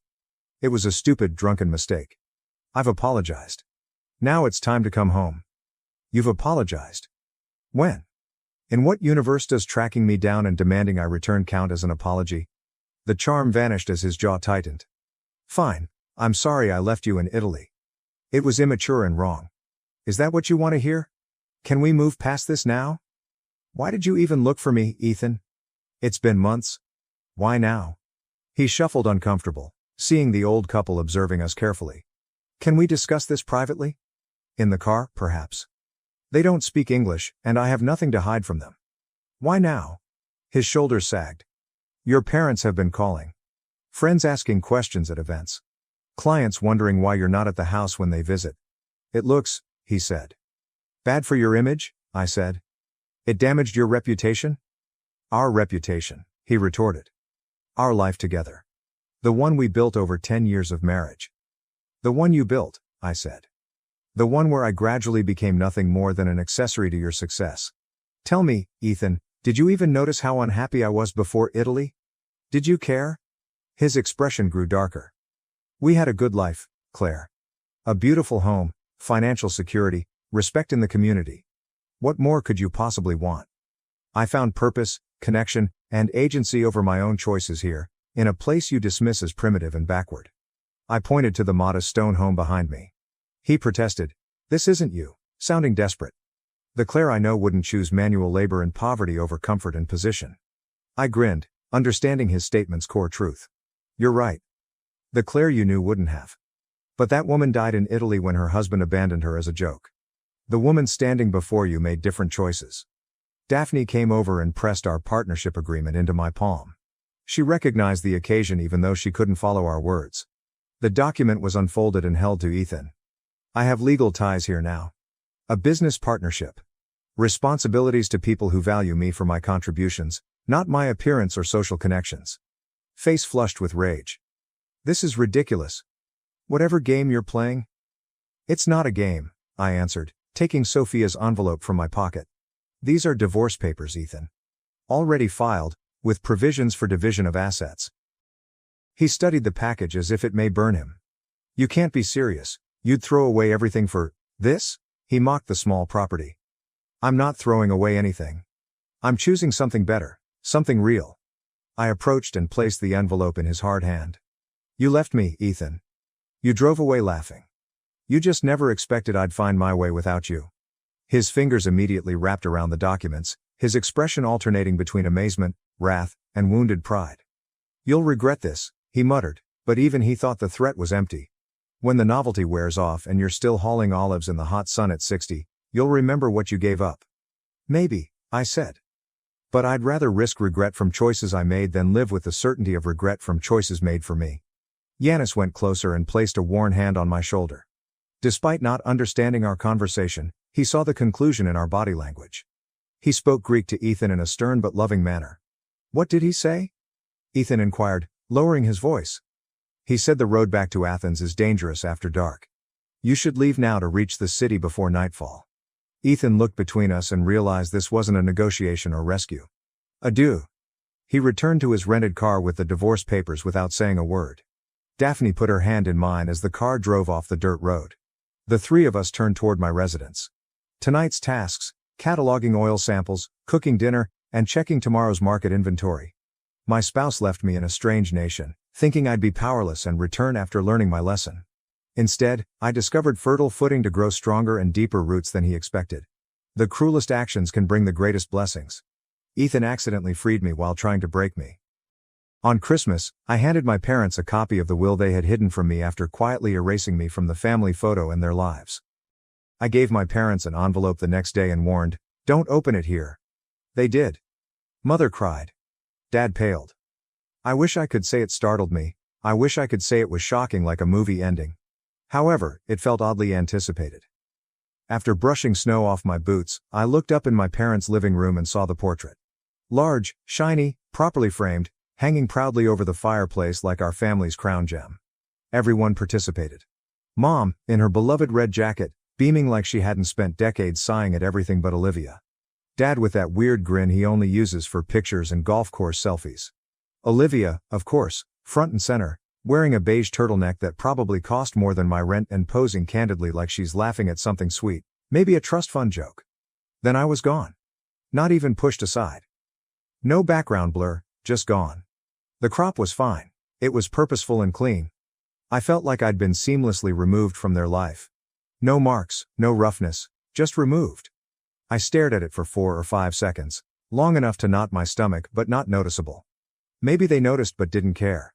Mom called from the kitchen. Dinner's almost ready, like we were one happy family. Her roast smelled like rosemary and lemon. Holiday scents. Comfort scents. I loved those smells when they mattered. I entered the kitchen after hanging up my coat and saying hello. Olivia swirled wine in a glass like she was hosting a seasonal pairings program. She kissed my cheek with her air kiss, just close enough to register but distant enough to avoid touching me. She responded, "You made it," like this was her house and I was late to an event. I smiled, the type you give after screaming into a pillow 3 times this month, and concluded it wasn't worth wasting your voice. The customary dinner performance. Dad cut the roast like a Hallmark commercial audition. Mom praised Olivia's skincare twice. No one inquired about my health. Nobody asked me what I was doing or where I lived. The only inquiry I got was if I still drove that little car, which means, "We have no idea what's going on in your life, and we're hoping you'll fill in the blanks so we can pretend we care." I left gaps. A classic gold watch from Mom and Dad was what Olivia opened instead. "Nothing fancy," Mom said, which is funny because I caught the number on the receipt folded under the tissue paper. I'd have to work a week and a half to afford it, assuming I skipped groceries. "Oh my God. You guys," Olivia beams. "This is just, wow. Thought you'd like it," Dad responded, beaming like he'd landed a merger. I got a mug with somebody's favorite daughter, which was probably ironic. Was it? Not sure. I excused myself after dessert, exhausted. Mom offered me her guest room. No, my room, no, your old room, just the guest room. Beige blankets, dusty bookcase, one fuming lamp. I closed the door, turned on the lamp, which flickered on time, and sat on the bed. I took out the envelope. It was in my bag the whole time. Heavy ivory paper, embossed seal. I considered handing it to them in the morning, after the stockings, cinnamon buns, and performance. But standing in that living room, gazing at that photo, witnessing my entire life erased like a family algorithm error. Indeed, I changed my mind. They deleted me, not forgot me. Carefully, strategically. Maybe I was a lousy brand partner. Turning the envelope in my hands. Felt heavy? I slept in that night and let the home settle. Same creaky floors. Same hall wall clock ticking. Dad snored. Mom said something about bringing the excellent plates tomorrow. Olivia laughed routinely and breathlessly. The Golden Child soundtrack. Closed my eyes, I contemplated the years. When I got into my ideal institution, they remarked, "We're so proud," then asked if I might defer a year to help Olivia with her portfolio. When I missed rent and called home, Dad stated, "Things are tight right now," while organizing Olivia's birthday cruise. My boyfriend's name was forgotten at supper. He never returned. I didn't blame him. I was tired of blaming my sensitivity and miscommunication. I quit making excuses that night in a strange bed. I would deliver the envelope tomorrow. I wouldn't shout. I wouldn't cry. My voice was silent. I'd smile, say, "Merry Christmas," and let the truth do what years of silence couldn't. The scent of coffee and cinnamon rolls and Olivia's voice talking about suitcase weight constraints and travel anxieties roused me up. Ironic, as she didn't pay for her travel, luggage, suitcase, or shoes that cost more than my monthly rent. Devastating thing. A prayer. I stayed in the guest room longer than required since I wasn't ready to return to my family's Christmas sitcom set. I could envision the phony laughter, overblown excitement, and someone, probably Mom, saying, "Isn't it nice having everyone together?" As if everyone included me. As if I hadn't spent the last decade as a fuzzy background character in every family memory. Mom was plating scrambled eggs like she was auditioning for a lifestyle magazine brunch spread when I entered the kitchen. Dad browsed his phone at the table. Olivia drank almond milk from a wine glass barefoot. Mother said, "Good morning," without looking up. "Hope you slept okay in the guest room." "The mattress has a personality," I said, "Making coffee?" She laughed like I was joking. I wasn't. Performing through breakfast was our usual routine. No catching up.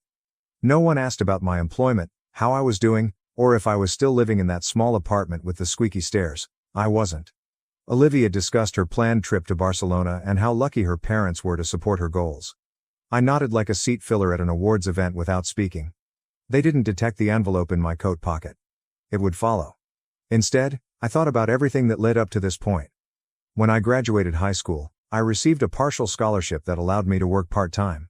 I recall sitting at the kitchen table with documents spread out and begging for a little help. Mom looked at me like I wanted to pawn her wedding ring. Dad mentioned tough timing, and we're still catching up from the bathroom remodel, which included Bluetooth-enabled bathtubs and heated floors. Olivia got a new automobile for her 18th birthday 2 months later. White leather seats, custom stereo, bow on top. She said they were the nicest parents ever and cried when they gave her the keys. I stood next to the recycling bin with a $20 bill and a "You're going places" graduation card. You know what? I departed for college. Took 3 jobs, slept 4 hours a night, ate too much instant ramen, graduated with honors, relocated to a new city, started anew. I never asked for anything else, and they didn't offer. I didn't call after being laid off 2 years ago. I didn't ask for help paying for my doctor's medicine when I was sick. I didn't ask when my flat flooded and I lost most of my furniture. I made do with a Craigslist old mattress. Olivia shared sponsored Instagram stories from Santorini. Sometimes I wondered if it was me. Maybe I was tougher to love, more guarded, less shiny. Maybe I should have joined a sorority, smiled more, and worn beige. If I'd played piano instead of diner shifts, people might have noticed me. They may have discovered I needed help if I hadn't made things so easy, always independent, always fine. But then I remembered my 8th birthday. I invited 6 kids and cooked cupcakes. Mom forgot to pick up pizza, so we ate saltine cheese slices.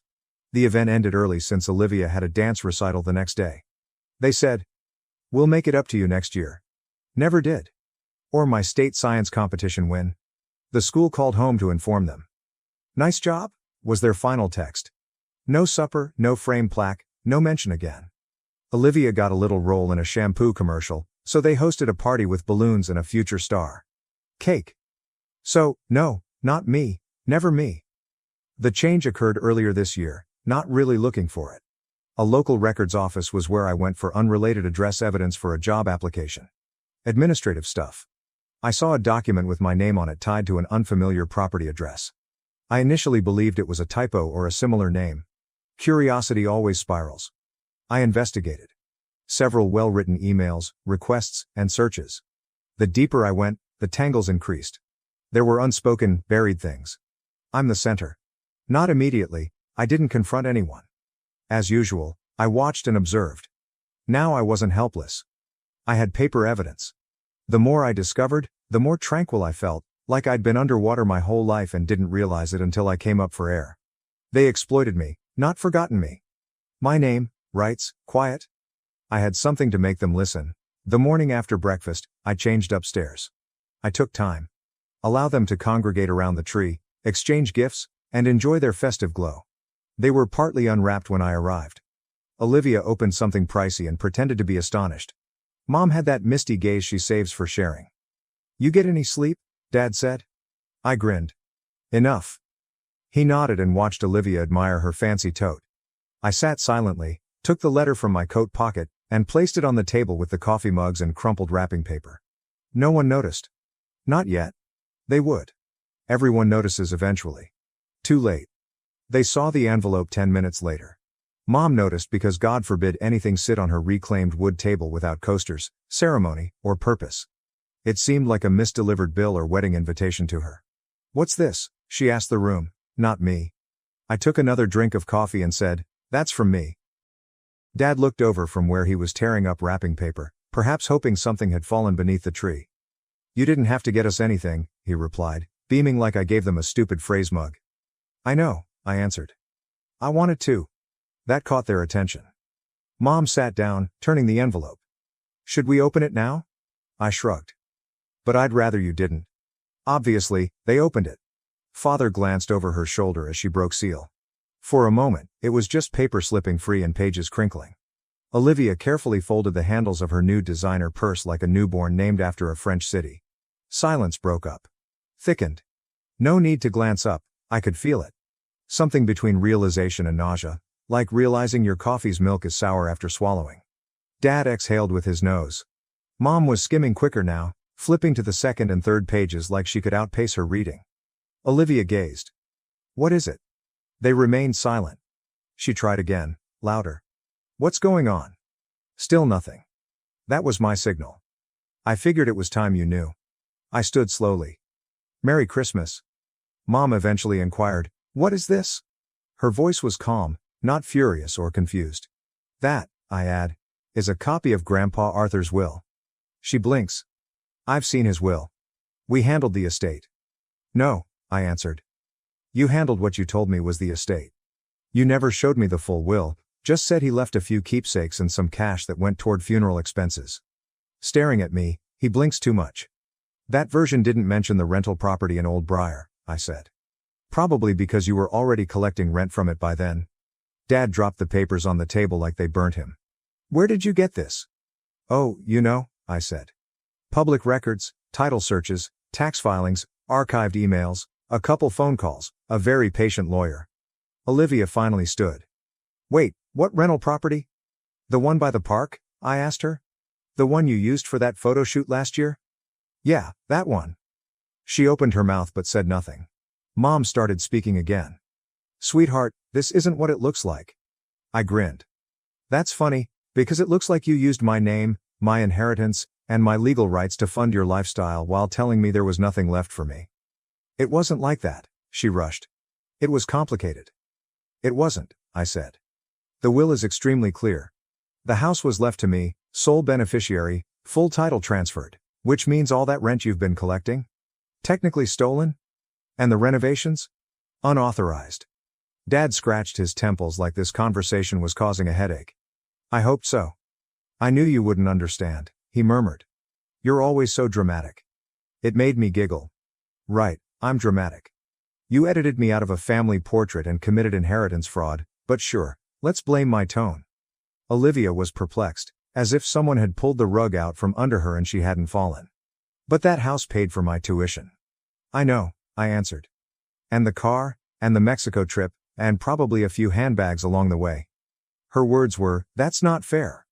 You didn't need it, you were always the independent one, you never asked for help. Because I was told there was nothing to ask for, I add. You made sure of that. Mom's voice became gentle and delicate, like when she returned something at a boutique without a receipt. We didn't think you'd want the responsibility. You were busy. You were always so far away. I was far away, I add, because you made it very clear I wasn't welcome here. Chair pushed back. Dad. You need to calm down. And you, I continued, facing him, need a lawyer. He froze. I'm not suing, I said. Yet. But I've officially reclaimed ownership of the property. The tenants have been notified. Rent payments will now go to me. Your access to the house is revoked. Mom looked tearful. But that house was our income.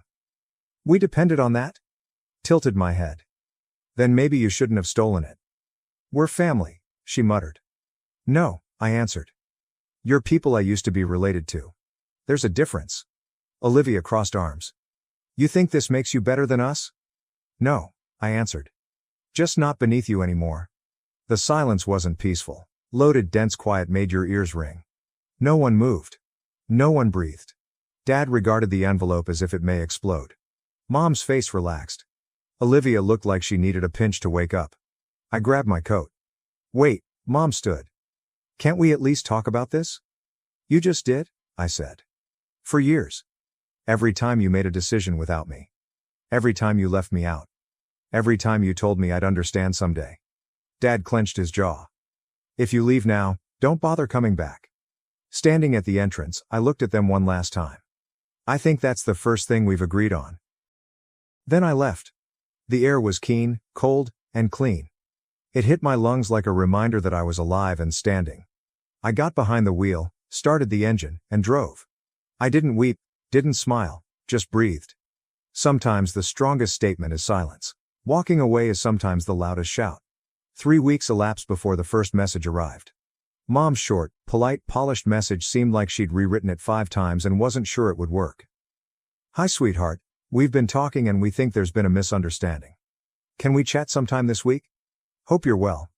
Love you. No punctuation, just love you in the wrong place. I remained silent. Another 2 days later. Please don't let this one thing ruin everything. Olivia is very upset. Dad's trying to stay calm, but you know how he gets when he feels blindsided. Unless he commits fraud. Not after years of lying to his daughter. No, feels surprised. Poor guy. So I remained silent. Dad left a voicemail. I didn't listen. I erased the notification after staring at it. He last called me kiddo, when I volunteered to help him set up his retirement account, and he remarked, let's leave the money stuff to people who understand it. Right. Like him. Then followed the email. You really think this makes you the winner? Fine. Take the house. But don't come crying back when you realize money doesn't buy family. The next day, Mom and Dad are really stressed. They're talking about selling the condo. That's what you wanted? Congrats.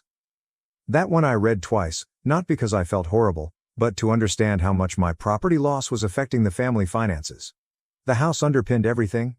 Rent from 3 units paid for their home, vacations, Olivia's education, and even really good skincare. When I returned it, the machine stuttered. I hadn't even requested back rent. Not yet. In spring, mutual acquaintances whispered. A neighbor said Mom and Dad were refinancing their condo. Another said Dad had started consulting, which meant cold calling past clients to see if they owed him a favor. Mom worked weekends at a downtown store she used to buy at. She ordered yoga clothes for influencers, perhaps thinking it was temporary. Olivia, living at home again. City apartments were too pricey. Customers stopped. It was unclear if her art collaborative disbanded or imploded, and I didn't care. She raised $83 on her new creative chapter GoFundMe. $2 came from my ex-boyfriend. Why that detail made me laugh is beyond me. I repaired the house. My home. At first, it was dusty and neglected, but solid. I had a contractor touch up the paint and replace the windows. Most of my parents' furniture was donated. I kept one chair, a navy blue armchair I faintly recognized from childhood, the only one without strings. Kind tenants. After I cut their rent by $50, one of them wrote me a thank you message saying I was the first landlord who treated them like a human being. That meant more to me than my parents' rehashed apologies. It's funny what you notice when the noise stops. Though heavy and personal, the silence becomes peaceful, like space to stretch. I stopped checking my phone hourly. The next guilt trip no longer worried me. Sleeping through the night began. I got a note in my mailbox one afternoon. A genuine letter, not an email or text. Mom wrote the front. I waited a minute before opening it to remember the occasion, not because it was sincere. Her perfume permeated the envelope. The best part was, you've always been so strong. We didn't realize you needed anything from us. That's what people say when they benefit from your silence and need an excuse for never asking why you stopped talking. She said, We hope someday you'll come home. Maybe we can start over. Maybe we can be a family again. No restitution statement. The stolen wealth, deceit, and being cropped from the family portrait like a bad ex were ignored. The letter went in a drawer. Kept it. No response either. That was her final direct contact. I met my former neighbor at a bookstore 3 years later. I grinned and stated I was still handling the property. She paused before responding, "I hear Mom and Dad had a rough time of it." I remained silent. She nods. "Well, you look happy. That's good." And I was. I am. I live in the house. Not out of necessity or spite, but because it's quiet. I own it. Birds and sunlight replace footsteps outside my bedroom door and passive-aggressive comments about how I never call. Rebuilt backyard garden, repainted front steps. Windowsill plants thrive on sunlight and minimal expectations. I have a photo of me holding the keys in front of the house on my mantle. No one else visible, just me. This is my favorite shot because no one was cropped. I occasionally hear from them. One Christmas card simply, "Thinking of you. Hope you're well," no return address. I didn't reply. Interestingly, I'm no longer angry. I'm not seeking justice, closure, or an apology. My name, place in the world, and story are mine, which they never gave me. I thought if I worked hard and earned it, they'd love me like Olivia. Real love doesn't have to be earned, you freely give it. They gave me conditions. I gave me everything else. No, I don't miss them. I don't replay talks. I don't expect dramatic reunions. I don't imagine a flawless apology that fixes everything. As I fixed it, no bow or benediction came with my life. It came from walking away, doing the hard thing. It turned out I only needed that present. 8 months pregnant, I brought my kids home hoping for a warm Christmas. One look inside and I knew we were not welcome. I realized we didn't belong as soon as the door opened. With wine glasses already poured, each seat identified precisely, and all the other grandchildren sat and smiling like a stock photo family, the table was arranged like a magazine spread. My brother was also present. The golden boy. Enjoying the warmth of his most recent promotion. When he saw me enter with the children, he even had the gall to chuckle.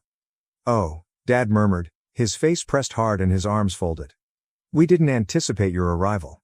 "Yeah, obviously," Bryce said, laughing aloud, arrogantly, and theatrically.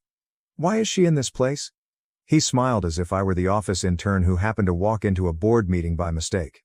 I waited for Mom to say something, anything at all, but she kept moving napkins around as if the symmetry of the forks were more significant than her real daughter, who was standing at the door with 2 bewildered children. As if that resolved the matter, Dad murmured, "There aren't any seats left. No happy Christmas. No embracing the children, nothing at all." "Well, you can come in, but the kids will have to sit somewhere else," he said, sounding benevolent. At the table already were the other grandchildren. Of course, Bryce's children. The grandchildren were the important ones. I tasted blood because I bit my tongue so hard. I didn't speak louder. I refrained from crying. Calm as ever, I simply smiled at Bryce. "I suppose I'm useless now that Bryce has a fancy title, huh?" Bryce gave an eye roll. "Helpful? Nobody requested your assistance." "That's perfect." I took my phone out of my coat pocket. "Nice to know," I answered with ease. "That implies that I will no longer be making mortgage payments." There was silence, as if I had turned off the lights on the Christmas tree. Dad's expression went cold. In fact, Mom stopped fiddling with her forks.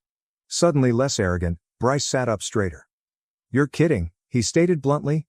I gave a headshake. "Number, you seem to be well without me now. You are therefore on your own." I looked at my children. "Come on. We're heading home." "Wait," Mom said at last, her voice trembling. "Are you really going to leave?" I remarked, "You just said we weren't welcome," as I started to go toward the door.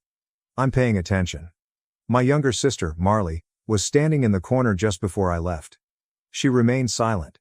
She simply stood there with her hands in her hoodie pockets, her eyes downcast, and her face etched with humiliation. I didn't let her stop me. Nobody did. It was a calm drive home.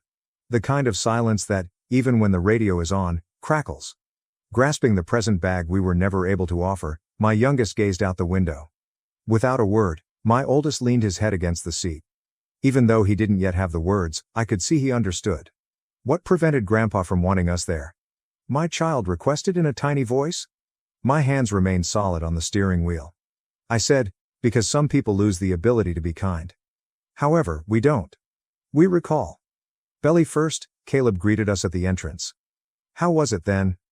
I arched an eyebrow. We arrived without an invitation. His jaw fell. You're not serious. I gave a headshake. I then severed the cord. No more mortgage payments. Allow Bryce to solve it. Caleb blinked. You actually did that? I gave a nod. Directly before the Christmas ham. After giving me a long look, he just muttered, "Damn," and gave me a shoulder rub. I must admit that I felt lighter. No more guilt trips from Mom about how difficult things have been, and no more sporadic calls from Dad requesting a small transfer.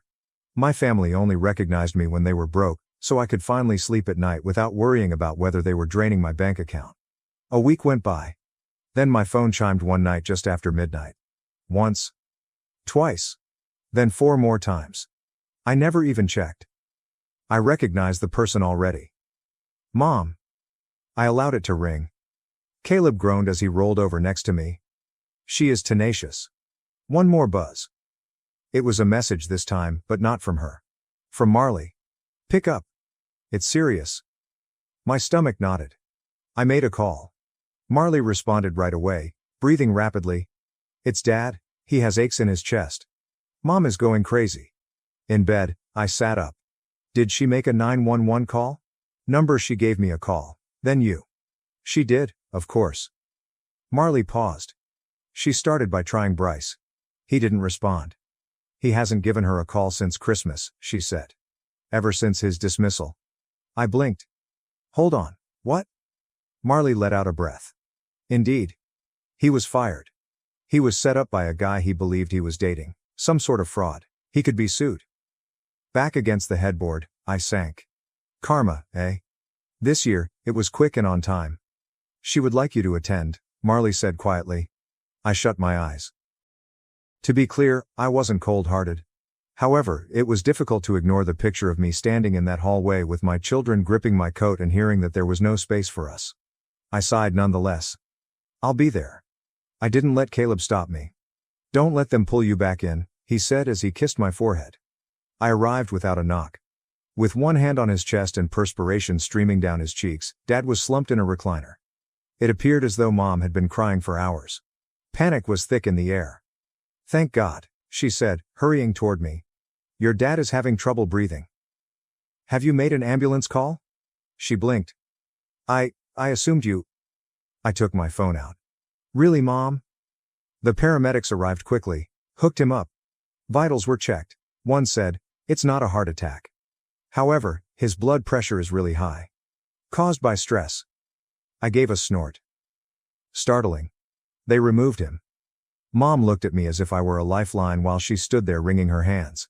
She muttered, "We need help." I gave her a direct look. No. She recoiled as if I had given her a slap. However, I didn't feel bad for once. I was liberated. Have you ever watched someone drop a dish, watch it break, and then merely take a step back and blame gravity instead of picking it up? My family was like that. For 2 days following the hospital event, everything was oddly silent. No phone calls. Don't text. Perhaps, I thought, they had accepted it? That I had finished. That what I said was true. Naturally, I was mistaken. Marley's appearance at my door was the first step. Dark circles, a pulled-up sweatshirt, and a habit of gnawing on the inside of her cheek as if it were owed money made her appear as though she hadn't slept in days. She was carrying a rumpled envelope in one hand and stuffed the other deep in her coat pocket. I pulled the door open. Is everything all right? Explain okay, she murmured as she entered. The envelope fell to the kitchen table. Mom said that. I kept my hands off of it. She said you would block her number, so she asked me to deliver it personally. Yes, I did. Marley let out a sigh. She is in a difficult situation. Dad is still being monitored at the hospital. They are unable to stabilize his blood pressure. When you try to support yourself with your children and one of them eventually says no, that's what happens. Marley took a quick look at the infant crib that Caleb and I had partially put together earlier. They assumed you would give in? Well, I said, they made a bad gamble. Then she let the hammer fall. Bryce spent the money from the mortgage. I went cold. What? The final payment, the money you sent them. The mortgage was never paid. Bryce received it from them. My molars screamed as my jaw clamped so tightly. Everything? Almost $5,000, she said with a nod. Mom told me that since he recently received a promotion, they offered him the money to help him advance. He went on a weekend trip with that guy, bought some furniture, and then everything fell apart. My stomach dropped. And now? The promotion has now ended. The man abandoned him. He is also being investigated. The business believes he participated in a conspiracy to transfer funds using fictitious vendor invoices. However, it turns out that he was only the fall guy. He was, of course. I laughed resentfully. To be clear, they stole money from their daughter, who has 2 children and a baby on the way, and gave it to their son, who lost his job and could face legal action. I'm supposed to tidy it up now. Marley gave a silent nod. I whispered. They never really learn. I walked over to her. And you? What are you standing at? I told them I agreed with you, she said after hesitating. I was astonished by that. And my dad told me to leave. Claimed that I didn't belong in their home if I wasn't going to provide for them like a real daughter. I gazed at her. Wait, you were expelled? Marley gave a shrug. I gathered my belongings and departed. At the moment, I am in a motel. I said, the hell you are, right away. Go gather your belongings. You intend to remain here. Marley appeared in disbelief. Are you serious? You already have too much on your plate. I put a hand on her shoulder and murmured, Marley, you're not them. I also don't abandon folks. She let out a breath, her eyes slightly watering. I'm grateful. The phone turned into a battlefield over the course of the following few days. Missed phone calls. Voicemails filled with anger and guilt. You're cruel. You lack gratitude. This family is being ruined by you. I didn't respond. Not once. Mom genuinely said, Bryce needs you. At the end of one voicemail. He is your brother. Yes, the same brother that made fun of me for missing out on Christmas dinner. The same person who said I wasn't required. Marley and I rapidly settled into a rhythm. She helped me paint the nursery, took the guest room, and carried food home without asking. Caleb was remarkably laid back about it. He even joked that we had become a strange sitcom trio. However, the tranquility was short-lived. I heard a car pull into the driveway on Saturday afternoon while Caleb and I were assembling the crib. I took a quick look through the blinds. Mom. Untidy hair? Swollen eyes? Shoulders slumped like a paper woman. Astonishing, I whispered. Rising from the Allen wrench, Caleb peered up. Do I need to hide? I chuckled to myself. Alluring. Like it owed her money, she banged on the door. I opened it, but I remained motionless to allow her entry. Ah, she said in a raw whisper. Please. I folded my arms. What are you looking for?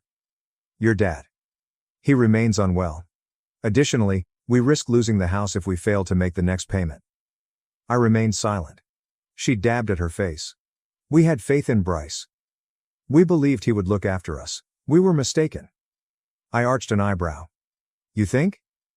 She raised her head, remorse shining in her eyes. We were not perfect. I am aware of that. You are our daughter, though. We require assistance. I didn't do it. You realize what's amusing? After a time, I said. You didn't spend the money I provided you for the house. As though it were his birthright, you gave it to Bryce. I'm the fallback option now that he has stopped talking. Once more. She broke down in tears. Please, Aya, I'm at a loss for what to do. I grinned, gently yet firmly. Work it out. She blinked. That's not what you mean. Yes. I began to shut the door. She lost her temper at that point. You owe us. I went cold. Pardon me? We brought you up. Fed you. Paid for your university education. Are you simply going to leave us when we need you now? I gave a chilly laugh. A daughter was not raised by you. A safety net was raised by you. A backup plan. And you know what? I now have my own family. My children come first. Anger curled her mouth. You resemble your father exactly. Perhaps. However, I'm not foolish enough to ruin my life for those who just come when they're in need of money. In her face, I closed the door. She let out a muffled, enraged cry outside. And then there was a loud bang. I sprinted over to the window. She had kicked my car's side. Then she drove away. Caleb gave me the Oscar-winning look. Are you all right? He inquired. I gave a nod. Better than good. I assumed it would end with the car kick and the door slam.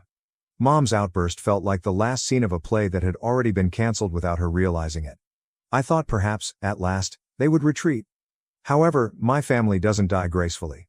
Everyone inside the blast radius is gaslighted as they go down crying and kicking. My phone rang 3 days after the driveway incident.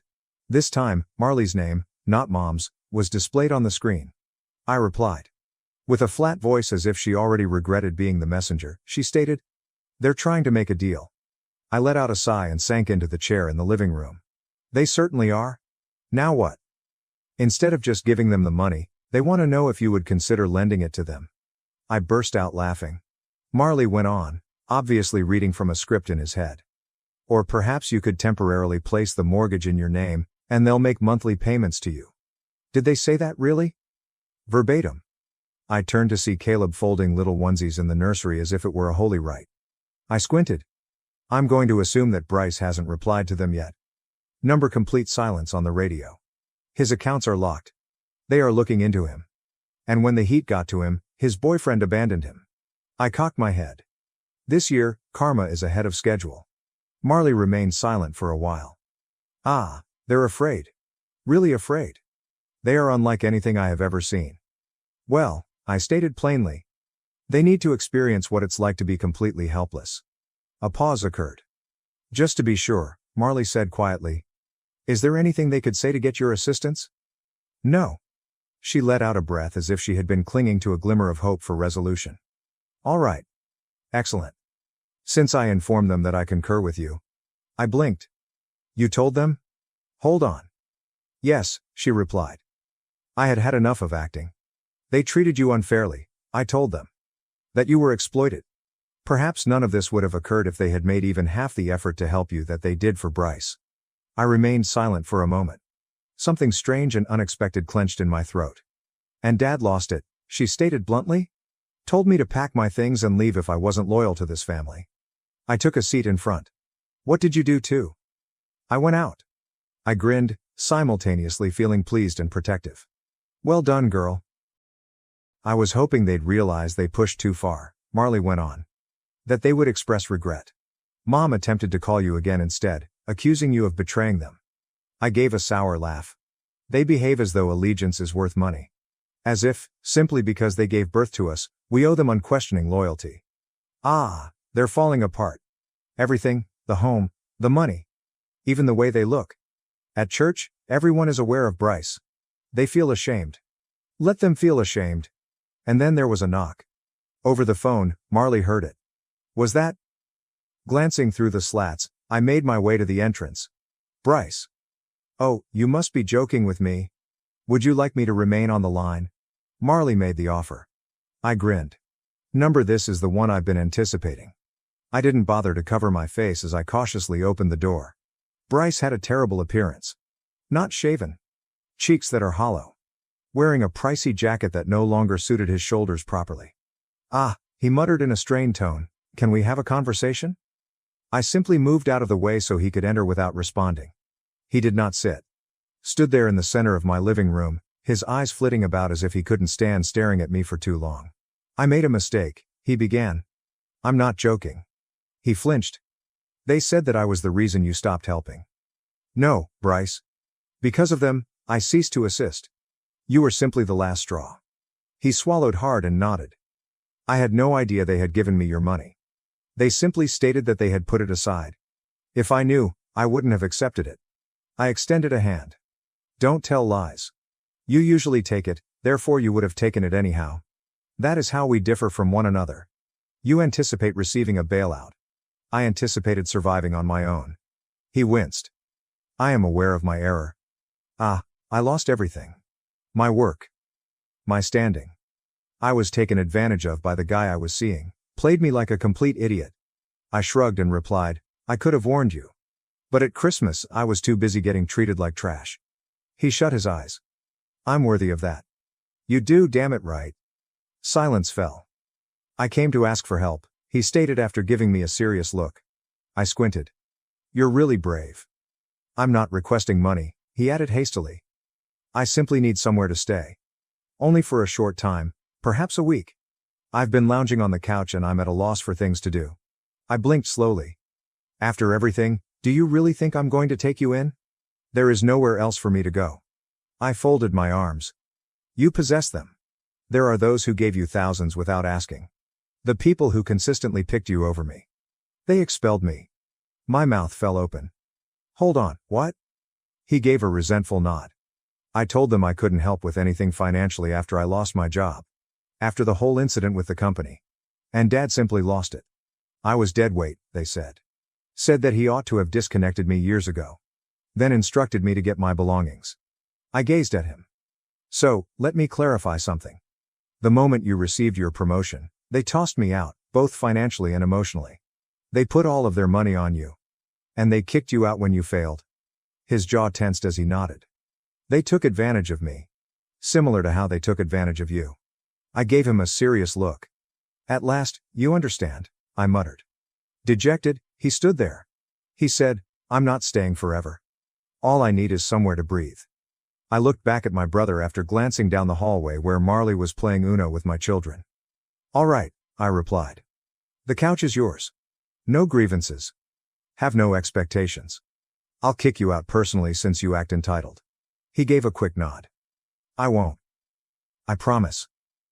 That evening, Bryce sat quietly on the couch as Marley cooked popcorn in the kitchen and Caleb adjusted the baby monitor. He was curled up with a blanket and had a look of humility on his face that I had never seen before. And I realized for the first time that I was no longer angry.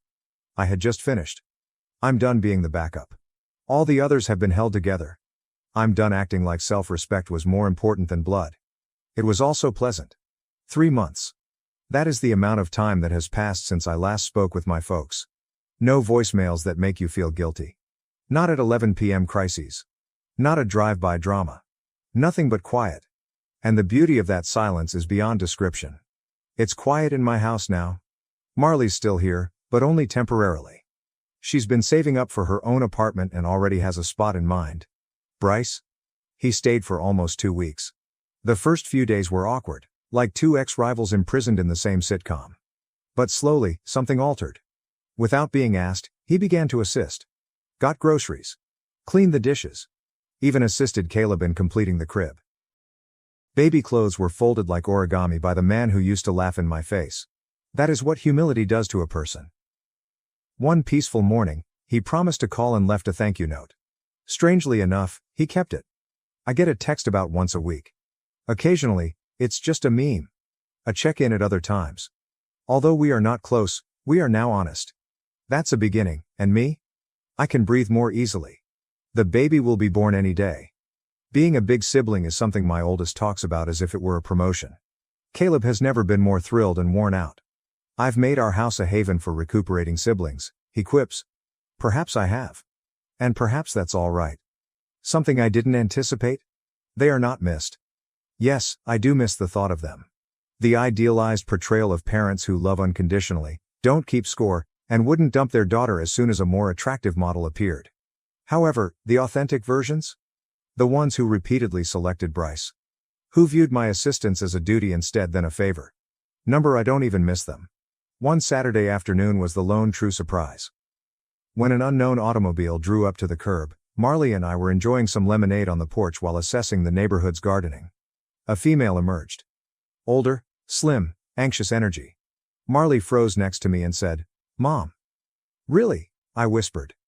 I believed we were finished. Slowly, as if expecting the ground to turn away, she ascended the trail.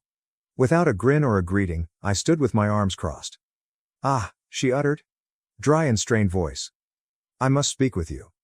"I don't believe you do. If it weren't important, I wouldn't be here. When I needed you, you were never there." She took a swallow. "Your dad is still ill. According to the physicians, stress is to blame. He is unable to stabilize his blood pressure. Our mortgage payments have been past due. And Bryce?"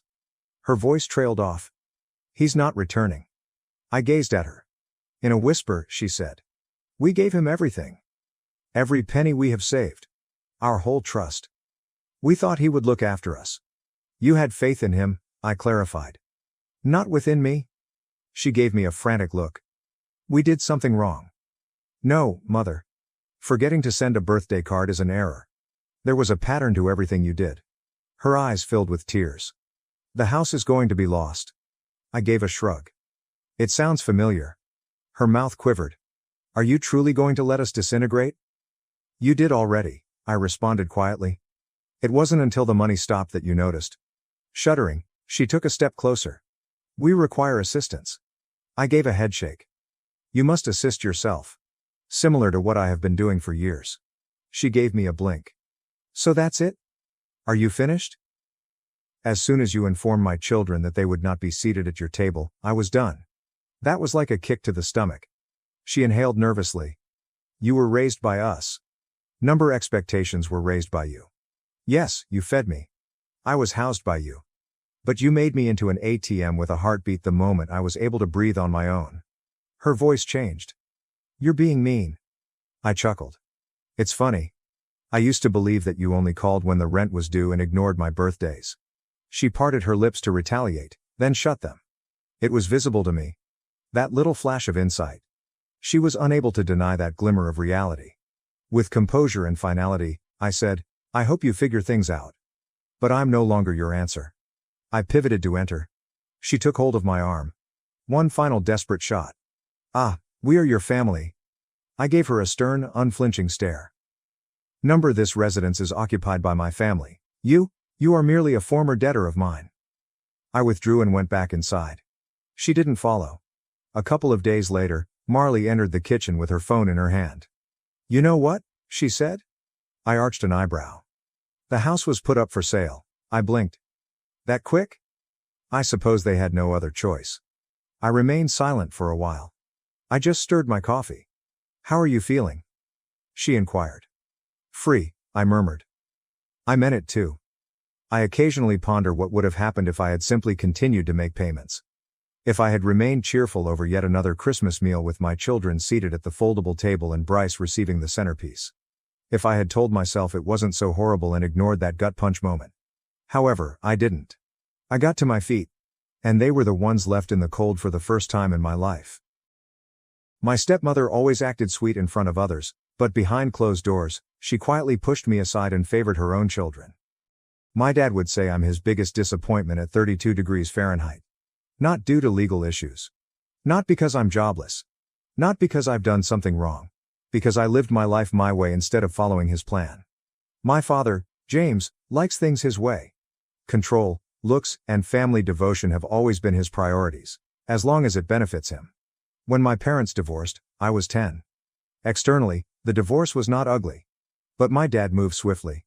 He remarried Stephanie, a mother of Hunter and Olivia, within a year. After that, everything changed. I tried hard at first. As a child, I wanted my dad to be happy. Stephanie was fake sweetly lovely. Overly exuberant in public, often claiming to be trying to blend the family. She hugged me too firmly and said, I just know we're going to be best friends. However, behind closed doors, she clearly prioritized her kids. After always being involved in my life, my dad had new priorities. He became their father from mine. It started with tiny things like missing my soccer games but never Hunter's. Not picking me up from school yet always being on time for Olivia's dance recital. It intensified.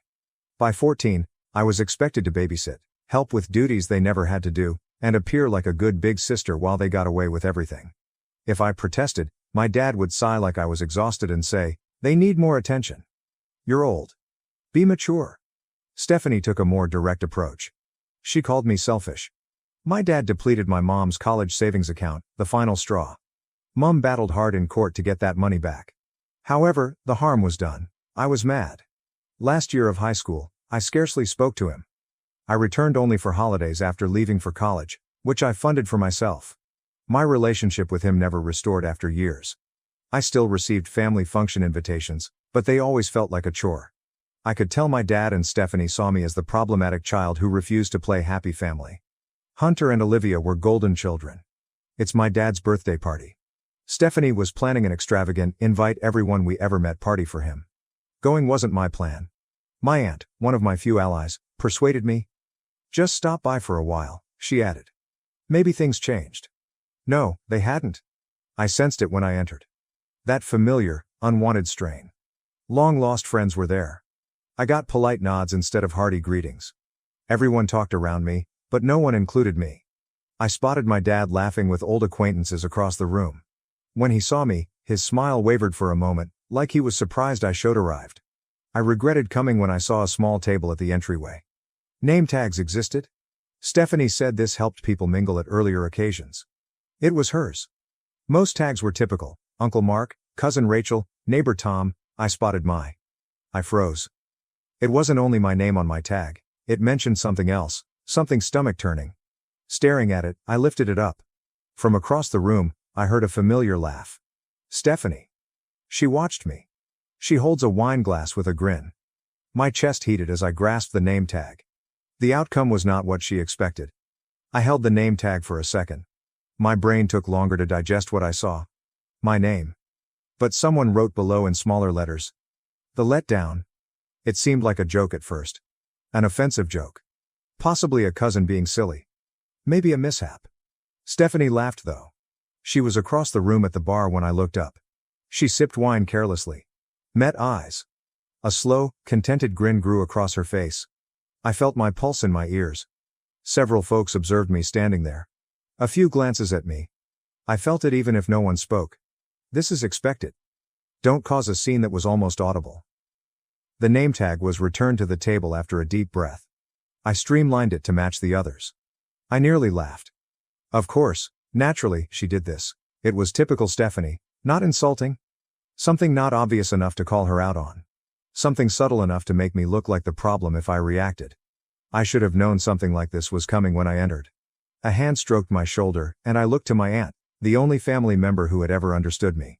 Her lips were tightly lined and brows pulled together. She noticed the name tag. She glanced at Stephanie. Are you okay? She whispered. I smiled tightly. Yeah, replied. I'm fine. But I wasn't. I was tired. I was exhausted beyond words. Because it was old. This wasn't her worst act. This continued a long tradition of ensuring my place. I should have left then. I should have turned around and fled. Some part of me said no. This time, no. Instead, I took a big breath, straightened my shoulders, and did something I knew would surprise them. I grinned. A natural smile, like nothing had happened. Taking a glass of champagne from a passing waiter, I softly clinked it with my nail and looked toward the room. Because I would give Stephanie a show if she wanted one. I raised my drink slightly, felt the atmosphere move as a few folks looked my way. I hadn't reacted yet. The gentle clink of my nail against the glass was enough to grab attention. Stephanie hesitated for a moment before taking another leisurely drink of wine, her eyes narrowing as if attempting to figure out what I was doing. I considered making a toast, but I gave a tiny shake of my head and turned away to continue the celebration. I wouldn't let her react. Not yet. Everything was as expected at the celebration. Crowded. Too polished. Expensive catering. Decorated with care. Stephanie always went all out since everything in her life was a performance. I didn't only celebrate Dad's birthday, it was for show. About spreading the word about her ideal life. She and my father adored each other. How successful their kids were. Their offspring, not me. Hunter and Olivia were already in the middle of the room, surrounded by a few relatives nodding as Olivia talked about her wedding. And of course Dad's paying for everything, she smiled as she twisted the huge diamond on her finger. We wanted something tasteful, you know. A real elegant wedding. Not one of those tacky Pinterest disasters. I chuckled. Olivia was always like this, polished, rehearsed. She was self-absorbed enough to make sure everything swirled around her without being obvious. Hunter leaned against the bar, nodding as my dad's old acquaintances congratulated him on his new position. Which I knew he hadn't earned. Hunter had never worked. He was given every chance. My father quietly corrected every error. I considered walking over to join the conversation to watch them wiggle. Before I could, my father spoke. Ah, he said. He was approaching when I turned. He held a drink, his look neutral. I didn't think you were going to come. I smiled, but not really. Wouldn't miss it. He nodded and looked around before staring at me. You've been keeping busy, I hear. It existed. He politely avoided asking about my life, he always did.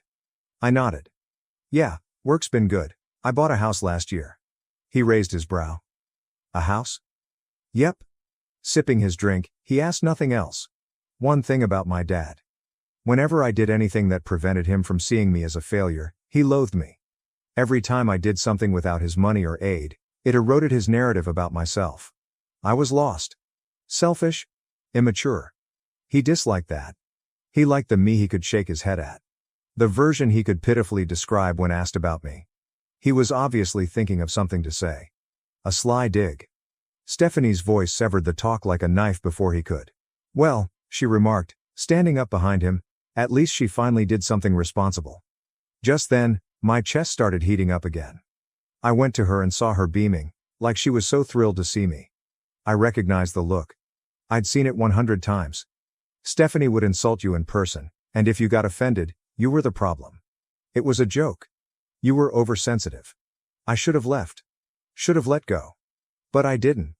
Because everything about this night, about everything was off. Possibly the name tag. Maybe it was because my dad seldom spoke to me before ignoring me. Maybe it was the fact that the room was full of individuals who were never my relatives.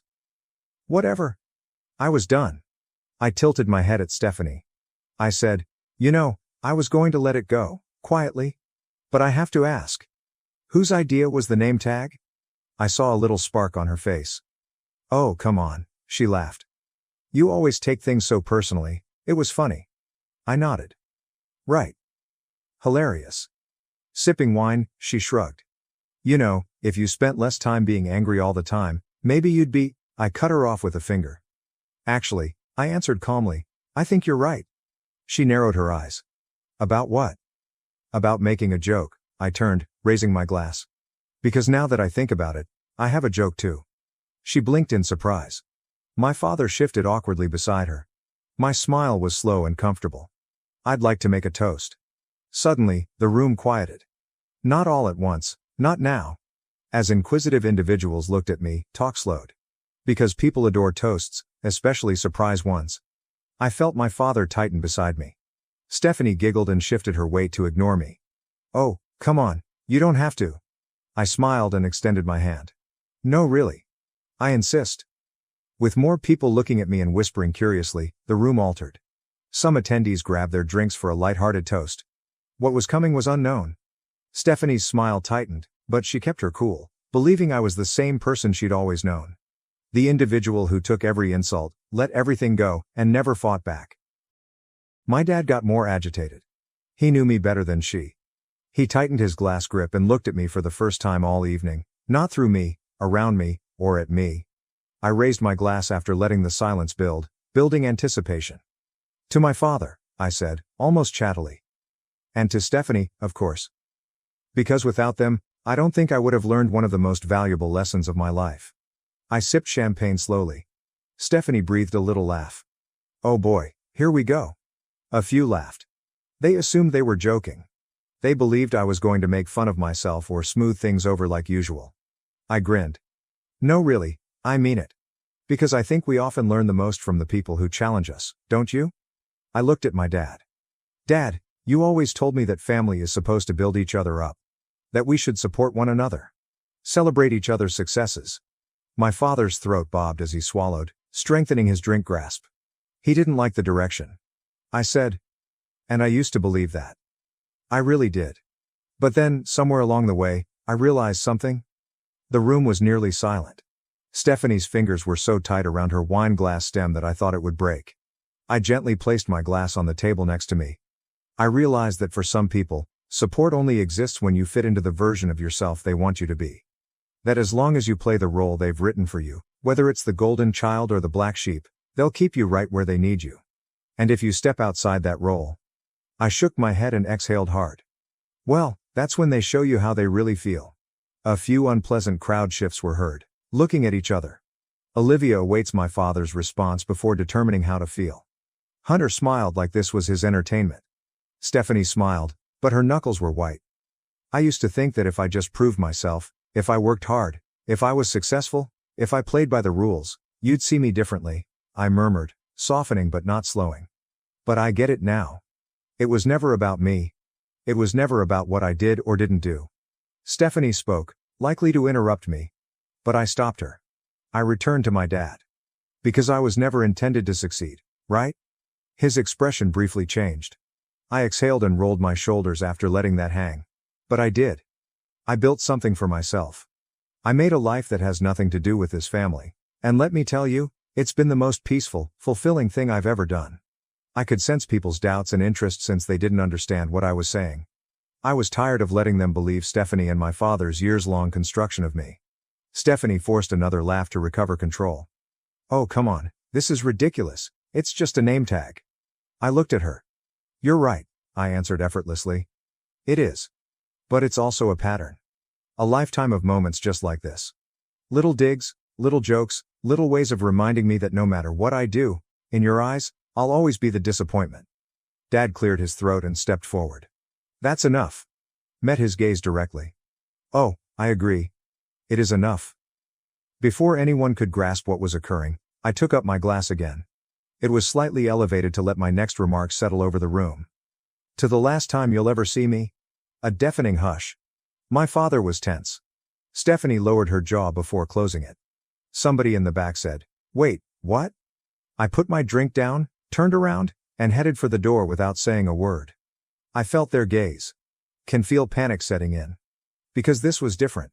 One last peek back before entering. For the first time, I didn't feel like I was leaving a fight. Walking toward something. Toward freedom. Toward peace. I was establishing a life away from my family's problems. Walking outside, I inhaled the crisp night air. It ended. Years earlier, I should have cut ties. No more pretense. No more attempting to please folks who never cared about me unless I fit their ideal. My shoulders felt lighter with each mile as I drove home that night in silence. However, as I sat in my peaceful living room that evening, I wondered whether I had gone too far. Was my decision right? Was I too harsh? The next several days were filled with texts and calls. I remained silent. I avoided social media, because I knew it was full of consequences. I skipped my dad's birthday party. I publicly shamed him and Stephanie. His wife. My stepmother. I always thought the woman was pushing me aside for her ideal world. The family group chat was full of messages. But I kept quiet, unsure if I could handle the encounter. Finally, my aunt, the only person who understood me, texted me to check if I was okay. Not knowing what to say. I was okay. I felt better in years, but also uncertain. Told her I needed time. Not pressing.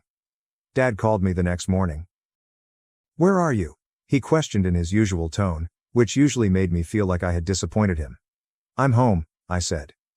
"I'm not coming back." I only needed his silence. "You can't just leave like this," he continued after a moment.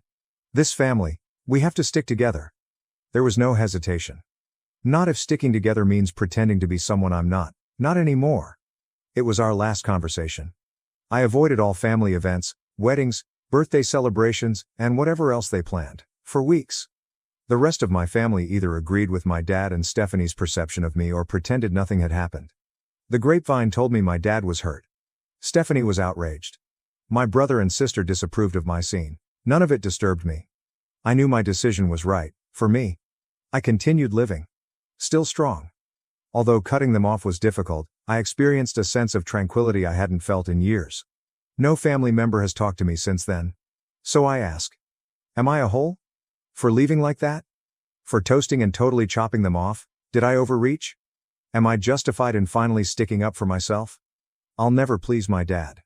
I won't be his daughter. However, I may have realized that I no longer need to be.